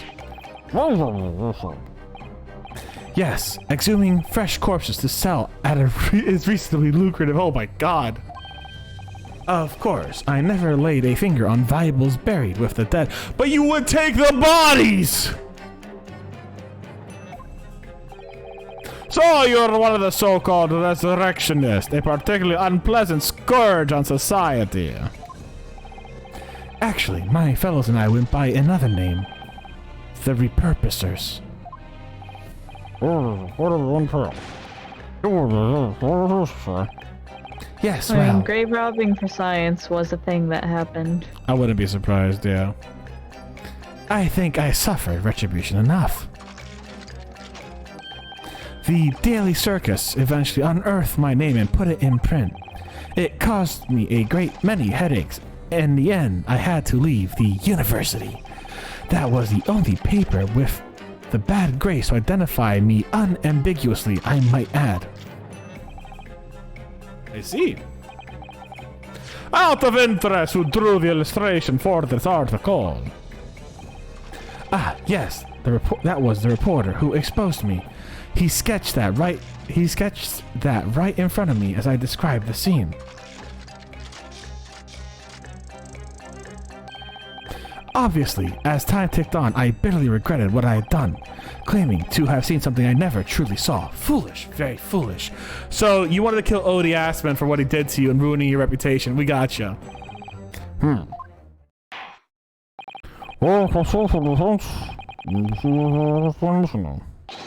At once, my lord.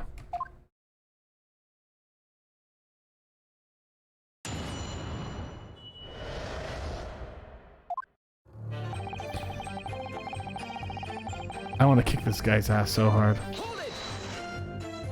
Kick his shiny metal ass. By moonlighting you mean grave robbing, do you? Surely you only need look at the graveyard scene and my appearance to gauge the answer to that. The lantern and spade!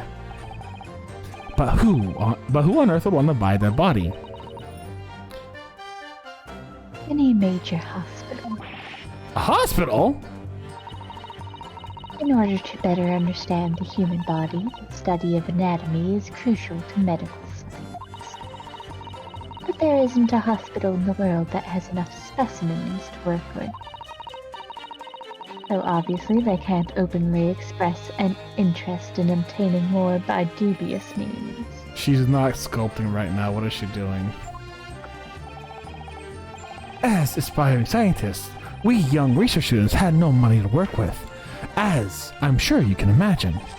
So we made surreptitious arrangements with a hospital via some of our medical student acquaintances.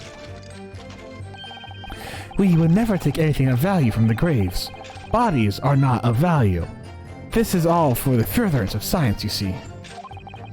That's what we told ourselves every time we stole into the graveyard at night, spade in hand. You realize body snatching is a serious crime. If you were caught, you could expect the gravest of consequences. We students were caught between the hammer and the anvil. We needed funds for research. Professor Hairbrain said exactly the same.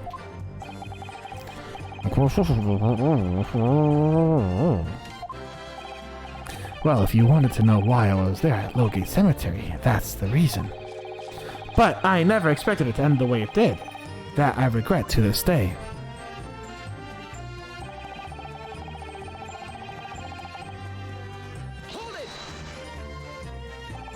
The strange happening at Lowgate Cemetery, which you now deny. Not entirely. I ran to fetch the police at the time, you know. I was shaking like a leaf. But they didn't believe a word of it. In fact, I was very nearly arrested myself. So you went to the papers instead. I started big with London News, but unsurprisingly they didn't want to know either. In the end though, it was the reporters from the Gossip Rag and the Gutter Press that came to get my story. And it spread like the plague through the capital as hungry gossip Londoners lapped up the tale. The story was in every single paper at the time, with the exception of some broadsheets. And yet, only 2 or 3 of them actually interviewed me personally. Most of the accounts turned out to be very interpretive ghost stories. What about the article in the Daily Circus? That particular journalist found me at my dormitory. I don't know how, but he discovered my name. So I recounted to him exactly what had happened that night. And from your description, he drew this illustration. Precisely. That's how I learnt that the condemned man was the infamous professor. Because the reporter told me so. I had no idea myself, you see. Newspaper reporters are wont to snoop around in matters that do not concern them. So the scene portrayed in the illustration is accurate then. Well, beep boop bop.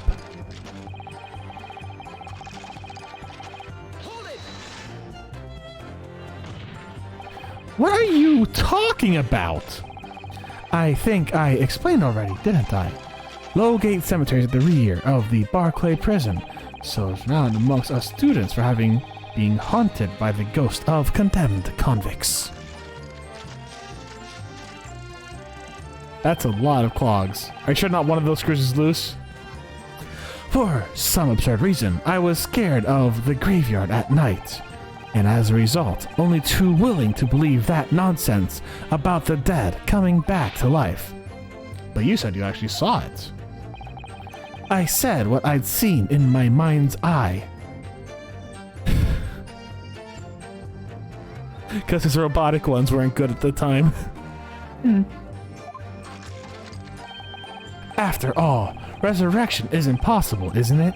You'd have to be unhinged to think otherwise. Are you dunking on the Christians? Sorry, I'm just like, dude.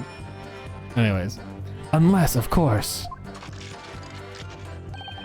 you have some evidence that proves I encountered the professor that night.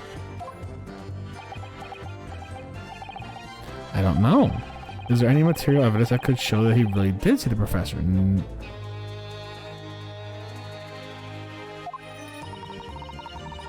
If we have anything at all, Mr. Naruhodo.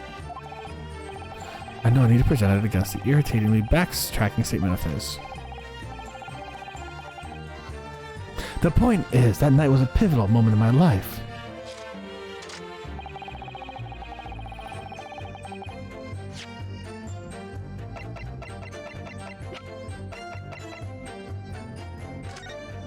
There's nothing in here, right?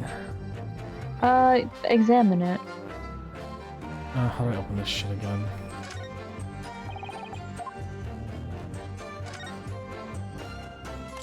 There we go. And I know we've already done this one. It's empty, right? Yeah. Yeah, and then you can also expand it in the front. Yeah.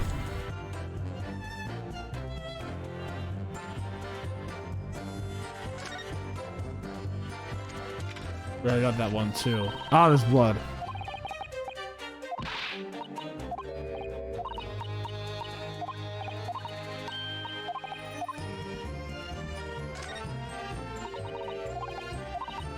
So just here, she's right. Yes, you're very right. It looks like blood, actually.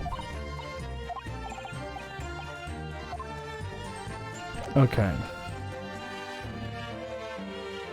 And you can see it was already when the dark staining is visible on the pillow. We've gotten that before. Well, you examined it and got that. Yeah. Let's present there then. Huh.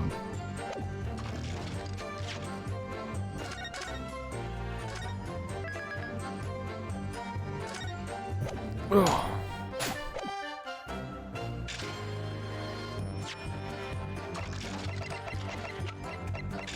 Objection. Nope. Time for more examining of the testimony. Exactly. He mentioned one time, Madame Spells. Maybe she'll interject something. That young one being Madame Spells, of course. Precisely. I must say I didn't expect to run into her again 10 years later. As I have explained, I went by the name published in the article, and comme ça, I found the man. Yes, the article in the Daily Circus, I think you said. I was a poor student with barely a penny to my name at the time. And the young lady put £5 in front of me. So you readily consented to having a waxwork of yourself made and gave permission for it to be put on display? I did. I should sell what little I had to sell, I concluded. Ah, I remember now. I purchased something else from you that day, Nisita. Okay, here we go. Yeah, there we are. Did you? I can't say I remember. What was it, madame? His camera. Yes, I made a point of taking it with me wherever I made an excursion into a cemetery. To record the details of the body I disinterred. But I had no intention of ever visiting a graveyard again after that night, so I sold it. But I still have it, monsieur. It is part of the special exhibit in my House of Horrors. I am very meticulous about such details. It is the two spells way. It would seem then that this is the very camera Mr. Drebber took with him to Logate Cemetery on the night in question. Yes, interesting. Now Alright, here we go. Bitch, we got you. This one I'm not going to be angry about, because yeah, you did need to know No, I that. did. 100%. Agreed. I'll be angry about other stuff, but not that one. What? What? I didn't save after before this, so like, I'll accept that loss.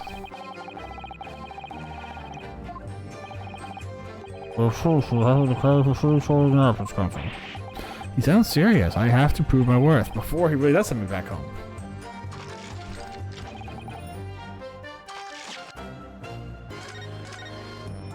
Maybe I have to press him and then they'll say, do I have proof now?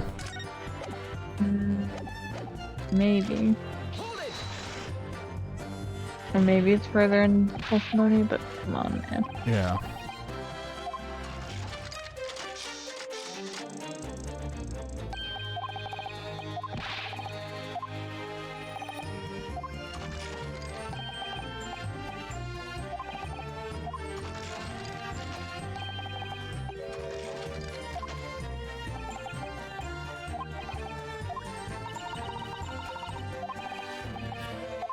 Maybe we can...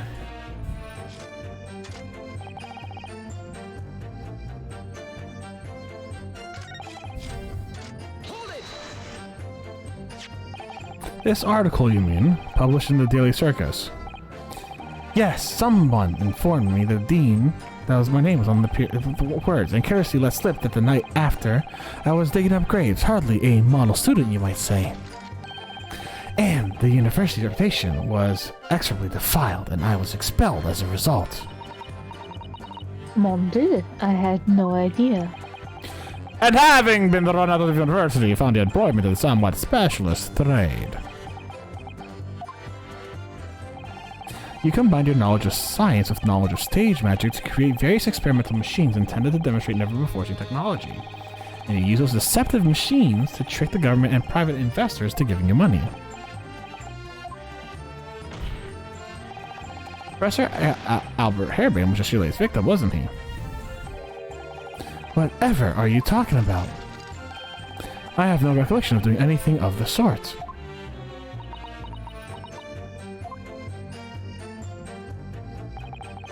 What's Drebber up to? Why would he suddenly change his tune and recant his claim? I wonder if perhaps it's because his circumstances have changed now. What circumstances? Well, if he admits to having seen the professor emerging alive from his grave 10 years ago, it will expose a secret in Dr. Sykes' past that she would desperately want to hide. Yeah, of course.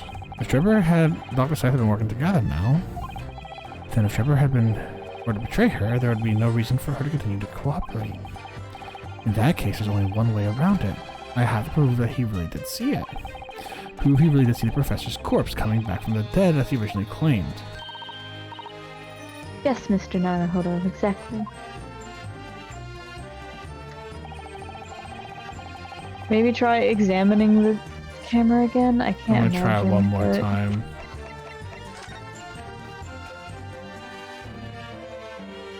Like, open it up, do everything.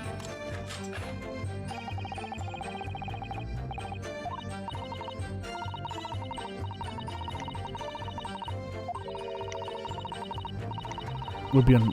Oh shit! Never mind. This is new. This is new shit. Oh, I certainly never imagined a piece of evidence would be on display in that two spells. She's very keen on everything being as true to life as possible, though, isn't she? Maybe if we examine the blood stain again? Yeah. Machine. Oh yeah.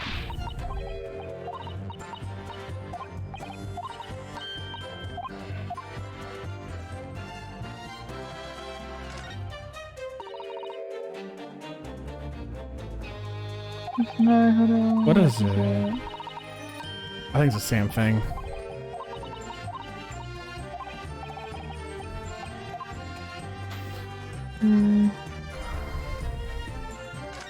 If we could present this to her and ask her where the fucking plate is, that'd be a different story. We have to find the plate, basically, is what I'm getting at. Or... I don't know if we'll have a plate.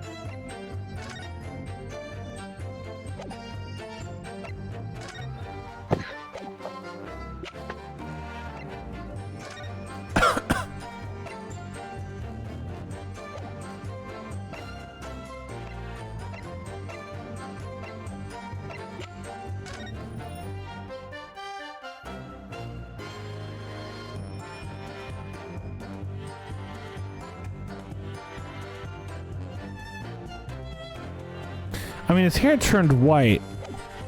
Can we use that as proof? Maybe.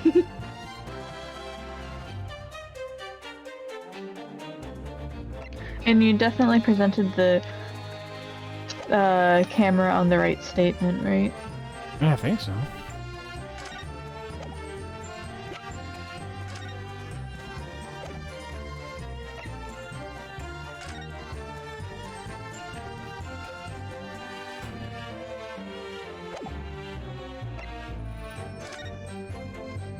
Does the Royal Society have anything to do with this? No.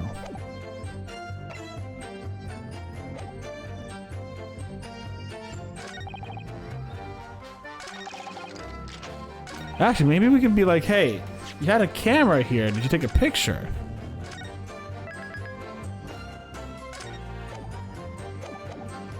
Maybe that's what we could do. Objection. Nope.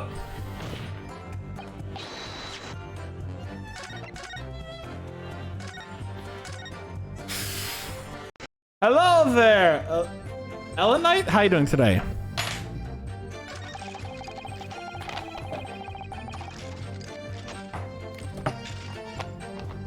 Could provide a small hint. Not yet. I'm still thinking things through. But maybe in a bit, Yeah, I'll ask for a small hint. I could always consult my memory too. Yeah, my friend Katie here is the Ace Attorney expert. But yeah, When no. I consult my memory, I mean someone else's memory. Yeah. Maybe if Because we... I don't remember. Maybe we need to go back and try to get Madame to spells to show that, like, she has the back plate is what I'm thinking about. Like, we need to see that back plate, I think. We're doing good here, too. We're, trying to say that, Dr. Scythe is evil. And Madame to spells is really pretty. Elijah! But yeah, so Spooky. we're just trying to figure out what's going on here at this point. And see what's gonna do. But God, she's so fucking pretty. I want to get Elijah's opinion on Drebber because I love him. Elijah, this guy with the weird monocle guy, this guy, what's your opinion on him? What are your vibes? He adores him. Guys, go check out so Elijah. glad. He's amazing. I love him to bits. He's my brother and one of the coolest people I know. My little scrunkly. Alright, so yeah. We can't like present anything to them right now, right? No. No. Excuse me. Oh fuck. Energy spells, you are smiling too prettily. Yeah, you're smiling too pretty. Autism coded, probably. I'm afraid to say that I really... Okay, yeah. Yeah, you're just too pretty, Manta spells. Oh god! So when something bothers me, I pour hot wax over it first and think about it afterwards. God, I love her. Perhaps a less, well, deadly approach might be worth considering.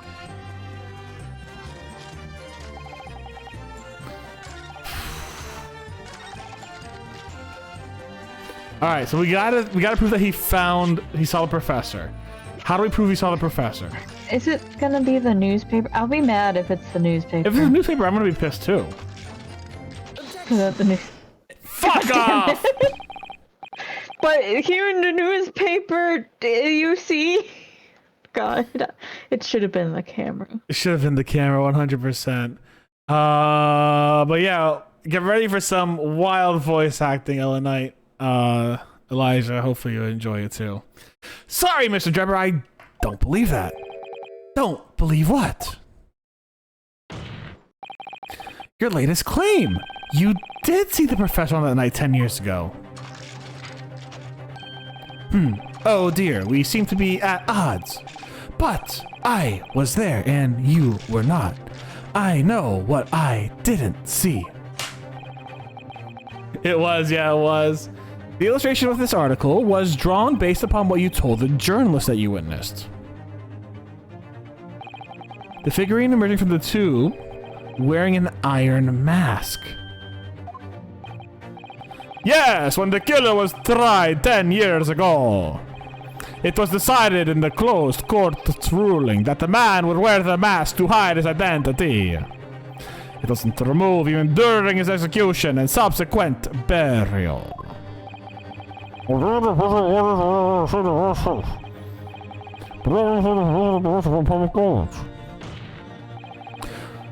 Mr. Drebber, just as you've heard.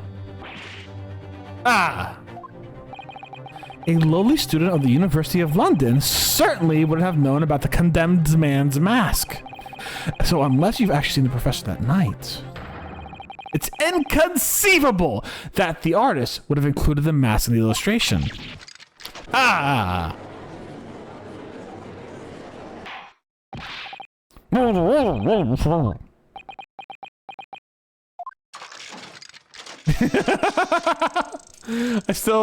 wilded up by the monocle. It's a vile scene, isn't it? If you look closely.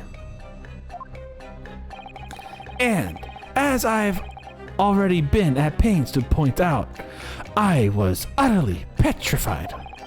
Which is why I had it in my head that I had seen a blood-curdling sight. But afterwards, I came to my senses and realized I'd been mistaken. They animated Drebber very well. His animations are very, very good. So you're saying you didn't see it? Yeah, I love the Great Ace Attorney. I think they did the, what's it called? Motion capture, whatever, for a lot of the sprites. Really? Like, on people? I think so. Yeah, which is why you got some of them moving so silly. Gotcha. I'm pretty sure, like Eggs Benedict. I'm pretty sure he was. I'm trying to remember. He was silly. But I could be he was just wrong, sort of like, I thought I have that a they key and were. I'm super fancy. My name's Ike Benedict. Ha ha ha. Yeah, I really love Drebber's animations and everything. I love him. He's so fun. one thing I've noticed is that Van Zeeks hasn't thrown a single hallowed chalice this entire court proceedings. Yeah, this entire proceedings, he hasn't thrown a single hallowed chalice. Oh, hold on. I mean, maybe not today, but he definitely did before. Yeah, fair enough, fair enough, fair enough. Because he and Kazuma work together, it's very funny. Yeah. He finally ran out? Yeah. If you're stubbornly sticking to that story, witness, then amend your testimony to explain exactly how you think your eyes deceived you. Of course, only too happy to oblige. I can't believe it, he's still not going to concede the point!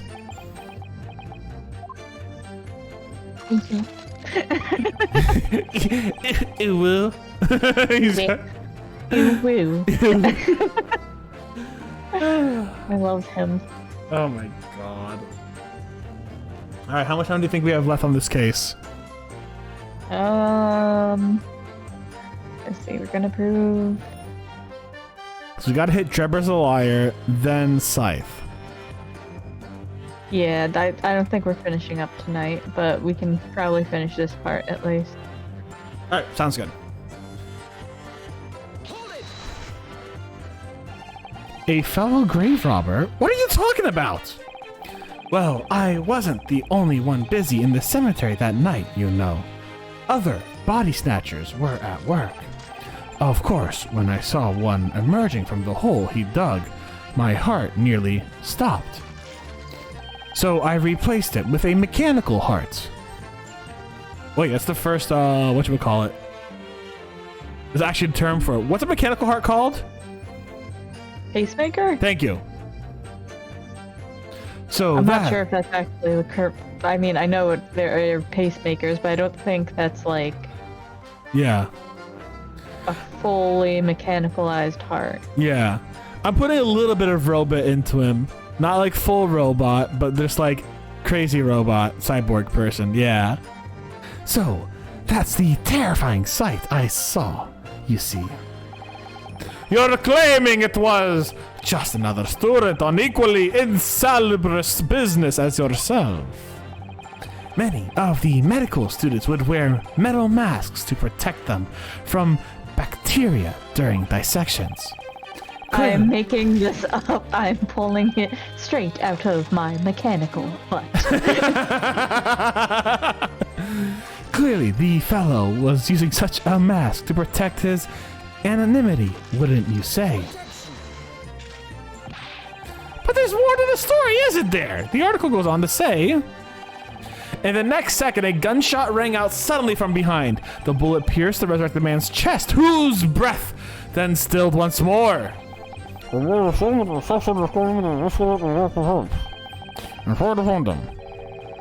If gravedigging had shot, if a gravedigger had shot someone in the cemetery, I think it might have been rather big news, my lord.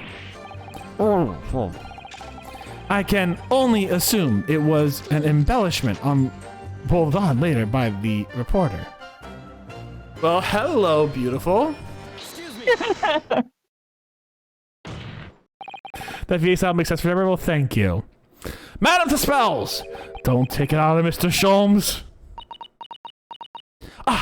Madame, please stop stabbing me in the face, madame. Oh la la, pardon. I was lost in my thoughts. Would it be fair to say Mr. Drummer's last remark was significant to you in some way? I thought it was a little strange, that is all. So I started brutally stabbing this waxwork. How Monsieur Drebber could claim this now. If you don't mind me saying, madame, what are you talking about? Well, when I first met you 10 years ago at your university dormitory, you recounted to me about your adventures in the cemetery, no? Including these gunshots. Stop! You might want to watch your tongue, you know. Objection. Have a care, Drebber! That's no way to speak to a lady. Thank you, Van Zeeks. I am fully on your side right now, just so you know. No bias. I am 100% on your side, Van Zeeks. Grr. Please, Madame Spells, carry on. Of course. According to what Monsieur Drebber told me at the time, he did hear a gunshot from behind him, and the bullet hit the condemned man. I said nothing of the sort! None. You are very explicit about the details. But the mask that the figure was wearing, and the blood that splattered over you when he was shot. Enough! Shut up, woman! You're making all this up! Mr. Drebber, Yes! you should have come to go into source. I have no recollection of ever saying those things. Come on! Do you really expect us to believe you? Control yourself, Corporal. Will not permit postal acquisitions in our courtroom. I have a camera! Right. It's amazing she remembers a conversation from 10 years ago. Well, she is a Tespel, and they have a knack for detail. I mean, also, it was a pretty big thing, right? Like, if Yeah. someone told you a story about the dead coming back, I think that's one that you'd remember. Yeah, 100%. Like, it's not like someone's like, I had a sandwich today. I had a sandwich, guys. I mean, and also, it was directly related to her job, so, like... Exactly, because she was trying to perfectly recreate this crime scene. Exactly! She's not gonna be, like, not remembering it, you know what I'm saying? She's gonna remember the shit out of this thing. Under the circumstances, I think it's best that you supplement your testimony with a statement to clarify your position on this witness. Very well. True, yeah, true. This is like her big fucking thing. Well, I guess we could present something now. Objection. I'm prone to forgetting after 2 weeks. God, it's a fucking mood. Mr. Trevor, do you remember this camera? Fuck. But that is the camera from that fateful night. Yeah, I stole it from your museum, sorry. Anyways, we... we borrowed it from the House of Horrors. It's the camera you took with you to the cemetery that night, Mr. Trevor. And is that supposed to be significant? This kind of camera is rarely seen in our homeland, so my colleague and I were keen to examine it closely. We noticed the lens extends forward on the end of some bellows. Like this. Hold it. What's that? There's just on the bellows. It looks like a dark red stain. It makes me hungry. Kazumar, give me your arm. I wish to suck on the blood. Ah. That's right. It's rather conspicuous mark here on the bells, in fact. Good Lord, are you suggesting... Yeah, my lord. It would appear to be a splatter of blood. Something that could be confirmed with a simple chemical test. Isn't that right, Dr. Scythe? Of course you won't be doing it.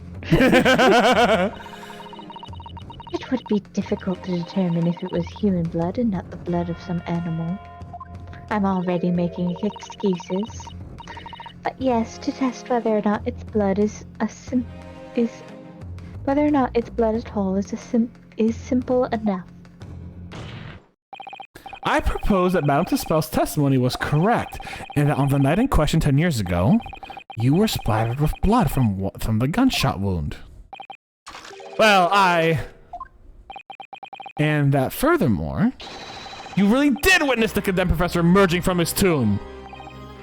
Grr. Gah!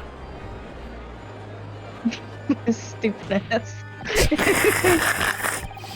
There's simply no way you can provide such a traumatic experience. In other words, the only explanation is that you're trying to hide the fact you saw the professor that night. But why? Why would he ever want to do that? Well, not for his own gain, it would seem. For whose then? Who could benefit? Mr. Drebber is obviously lying in order to protect somebody. My goodness, he's shielding someone. Yes, my lord, and clearly. It's someone who doesn't want the truth about the professor coming back to life to be exposed. Okay, so who is it then? Oh, come on. Come on, really? Iris! No. Take that! The obvious answer is Dr. Scythe.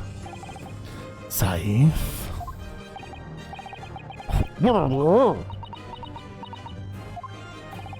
Imagine if the convict who'd been sentenced to death was in fact not killed. Imagine if that was to come to light. What are you insinuating? And imagine if the convict in question was the country's most hated mass murderer. If it was the professor. I'm personal scrambling. This is beyond the joke, I need to point out, that the dead cannot come back to life. What you're suggesting would mean that the execution actually never happened. Yes, that's exactly what it would mean. Once a man is sent to the gallows, he hangs. No one could escape, not in Great Britain. But the fact is, there was a witness to the fact that the man did escape his hanging. Take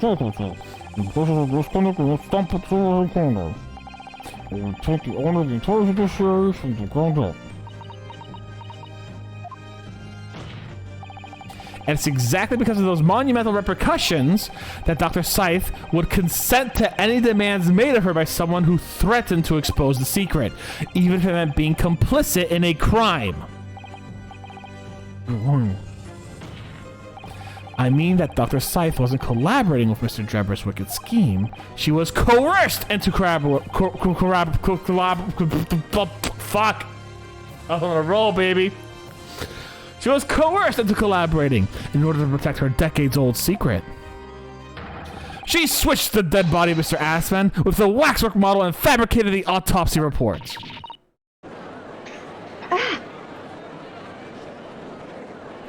There! Leggy! I thought he was gonna say leggy. Leggy Van Zeeks! Pray forgive my freshly filled hallowed chalice, and hold the raft of our discourtesies now. It's just the sort of tall tale Londoners would enjoy, I grant you. An executed killer rising from the dead, a Scotland Yard cover-up, a conspiracy at the highest levels. So let me ask you one thing. What's that? If the condemned man really did emerge from his tomb that night only to be shot in the chest, who pulled the trigger? And disposed of him forever? Well, I've no fucking idea at the moment. We have too little information to work that out at present, I think. I couldn't agree more. The Old Bailey is no place for wild fantasy. And have you considered this, my learned Nipponese friend? Considered what? Do you realize just what a dangerous endeavor it will be to coerce this woman to such criminal activity? It's tantamount to declaring war on the entire British police force and judiciary. Quite hard to imagine the sum of money being offered to a racist like To rely on some stage deception when so much is at stake would be madness. Well, I suppose. And this was no petty crime either. The victim was murdered. A man who had already invested money into the venture and would be instrumental in future profits too. Yes, I had no reason to kill Mr. Assman at all. Or are you forgetting his death results in me receiving not a single penny? The court is already aware of the contract between myself and the victim, no? The motive for this case runs deep, though. I could feel it. Using threats to force the head of the forensic investigation team to cooperate is extreme. Was unconscious. Yeah, exactly. Or while the professor had medication that slowed down his heartbeat so much that he never would have been deemed as dead. He would have been deemed as dead. Especially for a government granted, he had no guarantee of... Especially for a government grant, he had no guarantee of receiving in the first place. If a research grant was the aim, taking Mr. Aspen's life would have made no sense. Which means Mr. Drebber's motive wasn't money at all. He was trying to kill Mr. Assman. But why? What was his motive then? Your time is up, my learned friend. I'd say you have one last chance before the jury lose their patience with the charade. Let's see if you can back up your heady proposal, shall we? Cosmo just backs away like, woo! How do you explain why this so funny. It's really funny. They're already so in sync, it's wild. How do you explain why this engineer will throw all the caution to the wind to threaten his own country?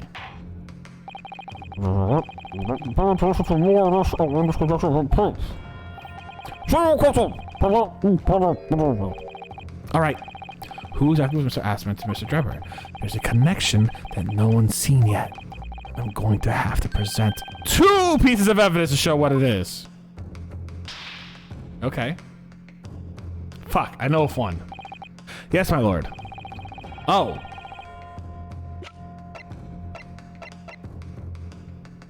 Take that!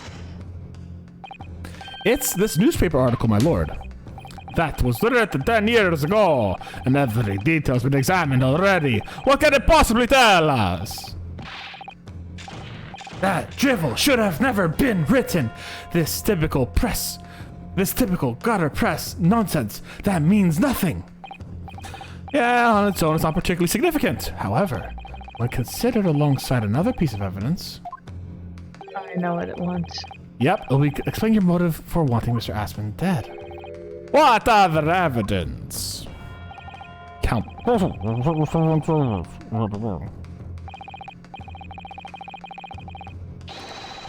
I know what it is. Take that! It's the contract, my lord. Mr. Drebber, this is the contract you signed with Mr. Assman. Yes, that's right. The very document, in fact. That proves I had no reason to kill this man. No, I'm afraid not. What? There's something very significant in this newspaper article and the contract have in common. And it's the common link. It shows very clearly why you were determined to kill Mr. Odie Assman. It seems the defense has uncovered something that the rest of us have missed. So, my learned friend, point out what these... Oh my god! Oh my god! Just fucking... I got it already! Jesus Christ, they really... But are you sure? We have to make sure you're not just spamming evidence. Fair enough. I guess. Yeah, what these 2 pieces of evidence have in common is a signature. The signature on the illustration that accompanies the 10-year-old article and the signature on the contract belong to the same person. What? Beep boop bop. As the court has heard, the illustration was drawn 10 years ago by the newspaper reporter who found Mr. Drebber and interviewed him about his ordeal. If you look closely, the reporter's signature can be seen in the bottom right-hand corner of the drawing. And if you look at the contract here, which was signed between the witnesses and the victims last year, you can clearly see Mr. Assman's signature at the bottom. Why does he sign Asman first and then he loops around to do O? Or does he write Asman backwards? It is a mystery for the Fuck, age. that's a good point. Or maybe he does like Asman and then just loops to the O. But that's what I'm saying is why's the why would you do that? You're That's fair. weird. That's identical. In short, the journalist who drew the illustration and wrote the article published about Mr. Drebber 10 years ago was the victim of this case, Mr. Odie Assman.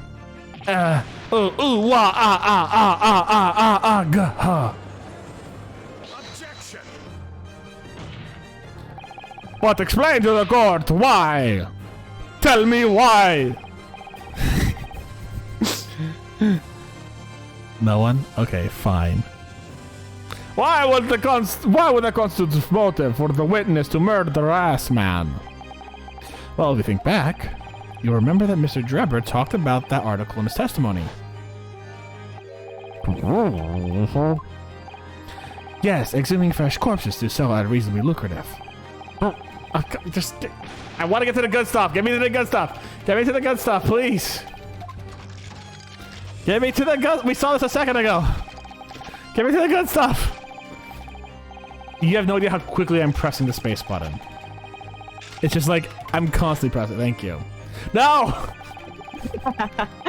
I'm just pressing the space button so quickly. I wanted the good stuff. Thank you. This was another flashback. I was going to fucking flip.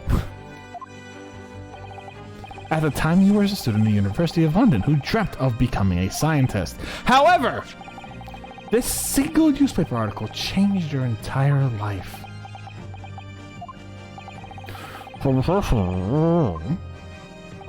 He did, my lord. In fact, it was widely held belief that Assman managed to position himself at the heart of his criminal network, thanks to his many dubious connections he made during his time as a reporter. So you had to give up on your dream and leave university. You lost everything. Eventually you found yourself working in the field of science, but only in the shadows. And all because of that article written by Mr. Assman. Enough!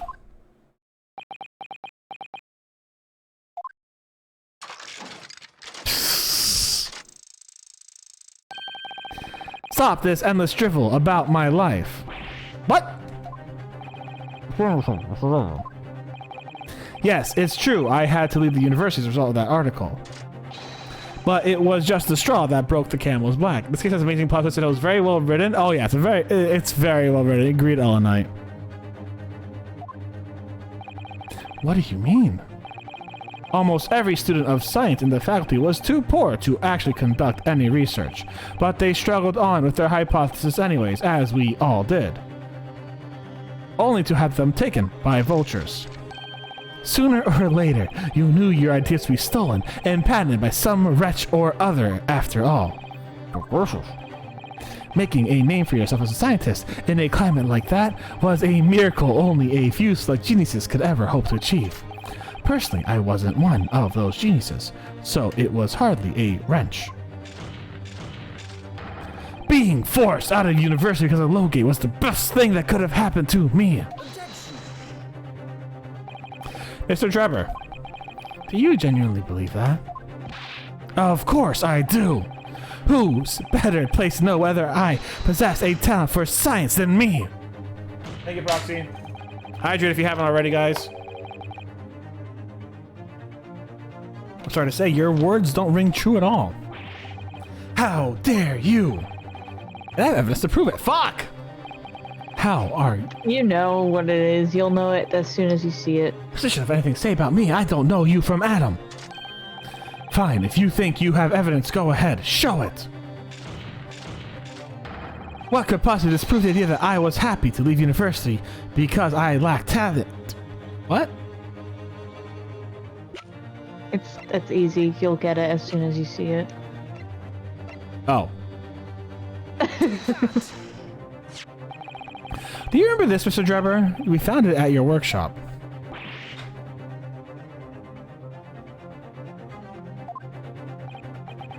Is that a Royal Society trophy for excellence in science? Counsel. It's the greatest honor that can be bestowed upon a young scientist, my lord. There is no higher accolade that recognizes engineering, emerging talent, and promises bright future. Your prospects for the future were excellent, weren't they, Mr. Drebber? Because even then, you were a genius in your field. But you lost everything. You had no more future, your talent would go to waste. All as a result of this one newspaper article. I don't know when you realized who Mr. Assman was. But when it dawned on you that he was the same journalist who 10 years ago ruined your life, it was abundantly clear that you had no intention of forgiving the man.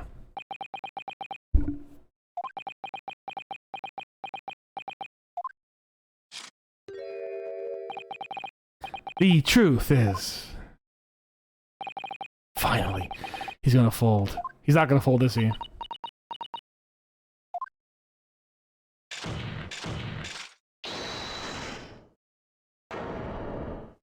Who scream told it?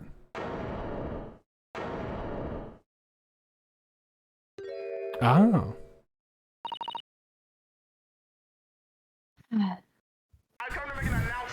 Shadow the Hedgehog's a bitch ass motherfucker. Fine. Clearly this has run its course now. What? I admit it. All of it. What? What are you doing? That's exactly as the Japanese man said. I was coerced into going along with this man's plot to murder the victim. On the condition that he kept my dirty secret from 10 years ago. Did we just finish the case? No. Did we just finish the case? Seems that way, doesn't it? Dr. Scythe, do you realize what you're saying, woman? It's all true. That day, when I arrived at the Crystal Tower and saw the birdcage, my heart nearly stopped beating.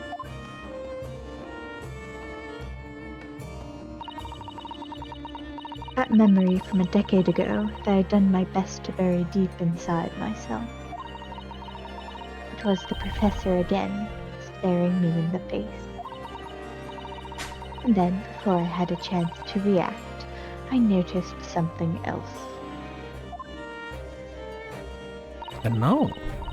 There was a note tucked inside the model's jacket.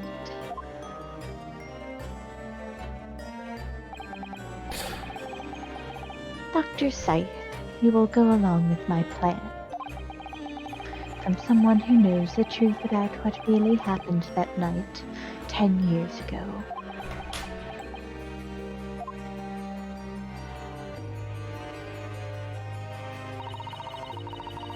All the instructions were there in the note. Every detail was meticulously written out. Damn. I had no choice but to do what it said. I made the necessary alterations to the scene and fabricated the autopsy report as instructed. Damn.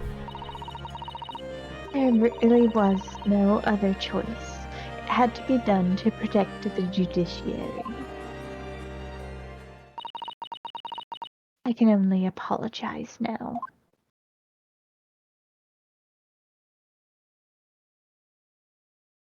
This is why Strongheart sus as fuck. This is why Strongheart sucks as fuck. Why on earth would you buckle now? Well, there's no point in trying to hide it anymore, is there? I would have done anything to stop it from coming out, even collaborate in a murder. But the great lie about that 10 years ago has been exposed. Whatever happens, I'm finished. That's a good point. So then, Mr. Drebber, what do you say to that? Your accomplice has admitted everything.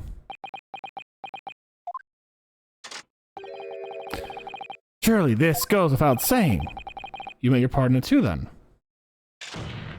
No! I admit nothing at all. What?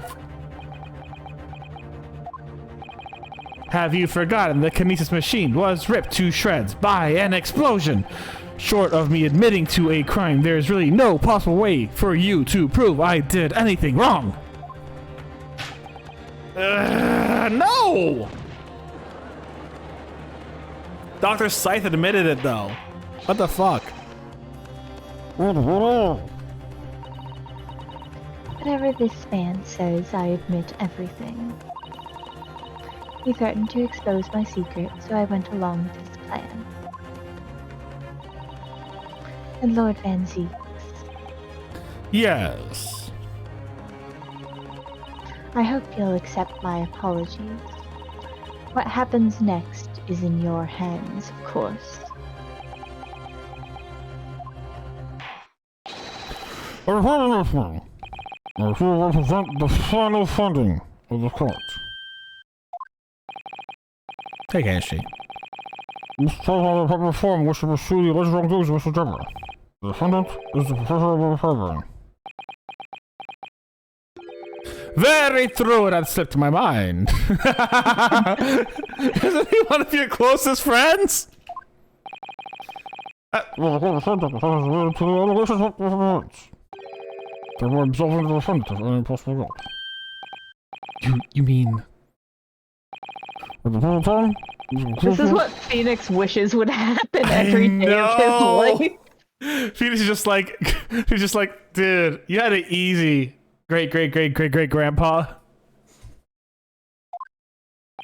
does the prosecution have any objection?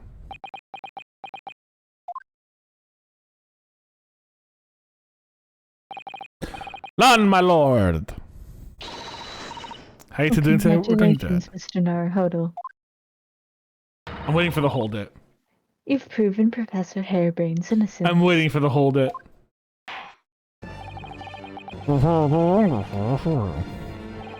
This prosecution defense is any other matters to discuss. When's Kazuma gonna like get his memories back and just attack everyone? He feels like he's gonna do like a thing. It's not the end. I don't know, this doesn't feel quite right.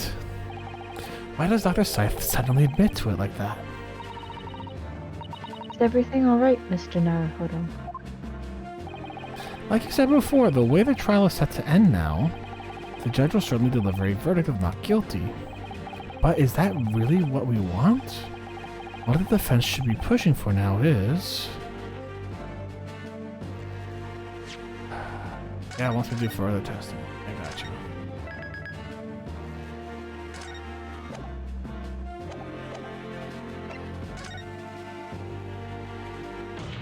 Objection! The defense objects to the trial ending at this time, my lord. Well, you see, last time with McGilded, it went really bad for me. We demand one final testimony.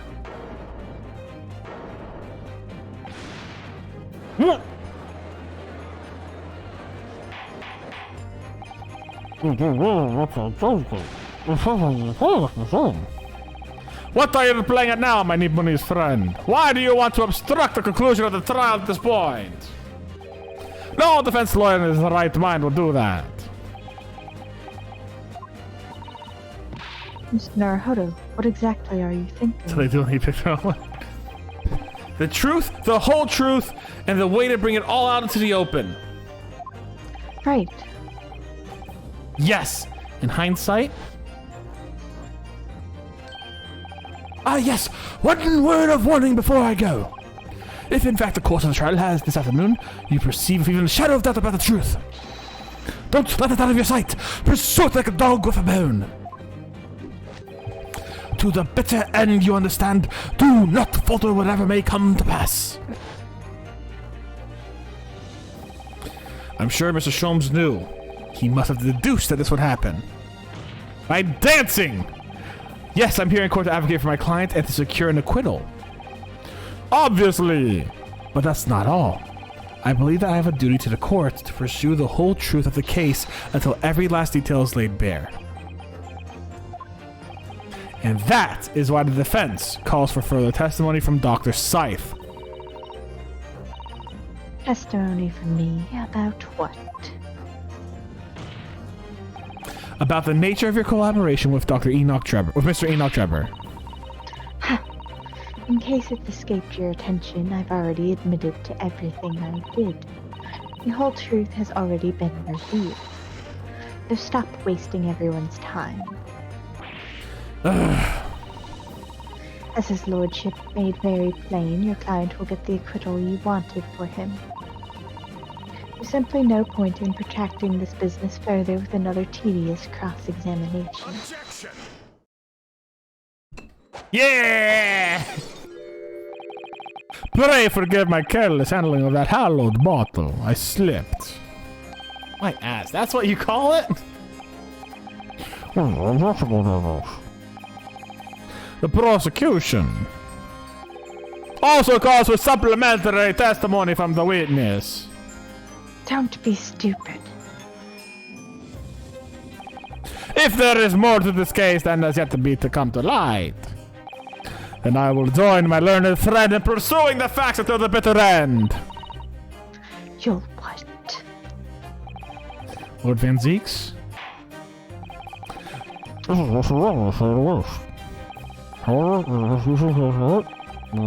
the request. Screw the defense. Very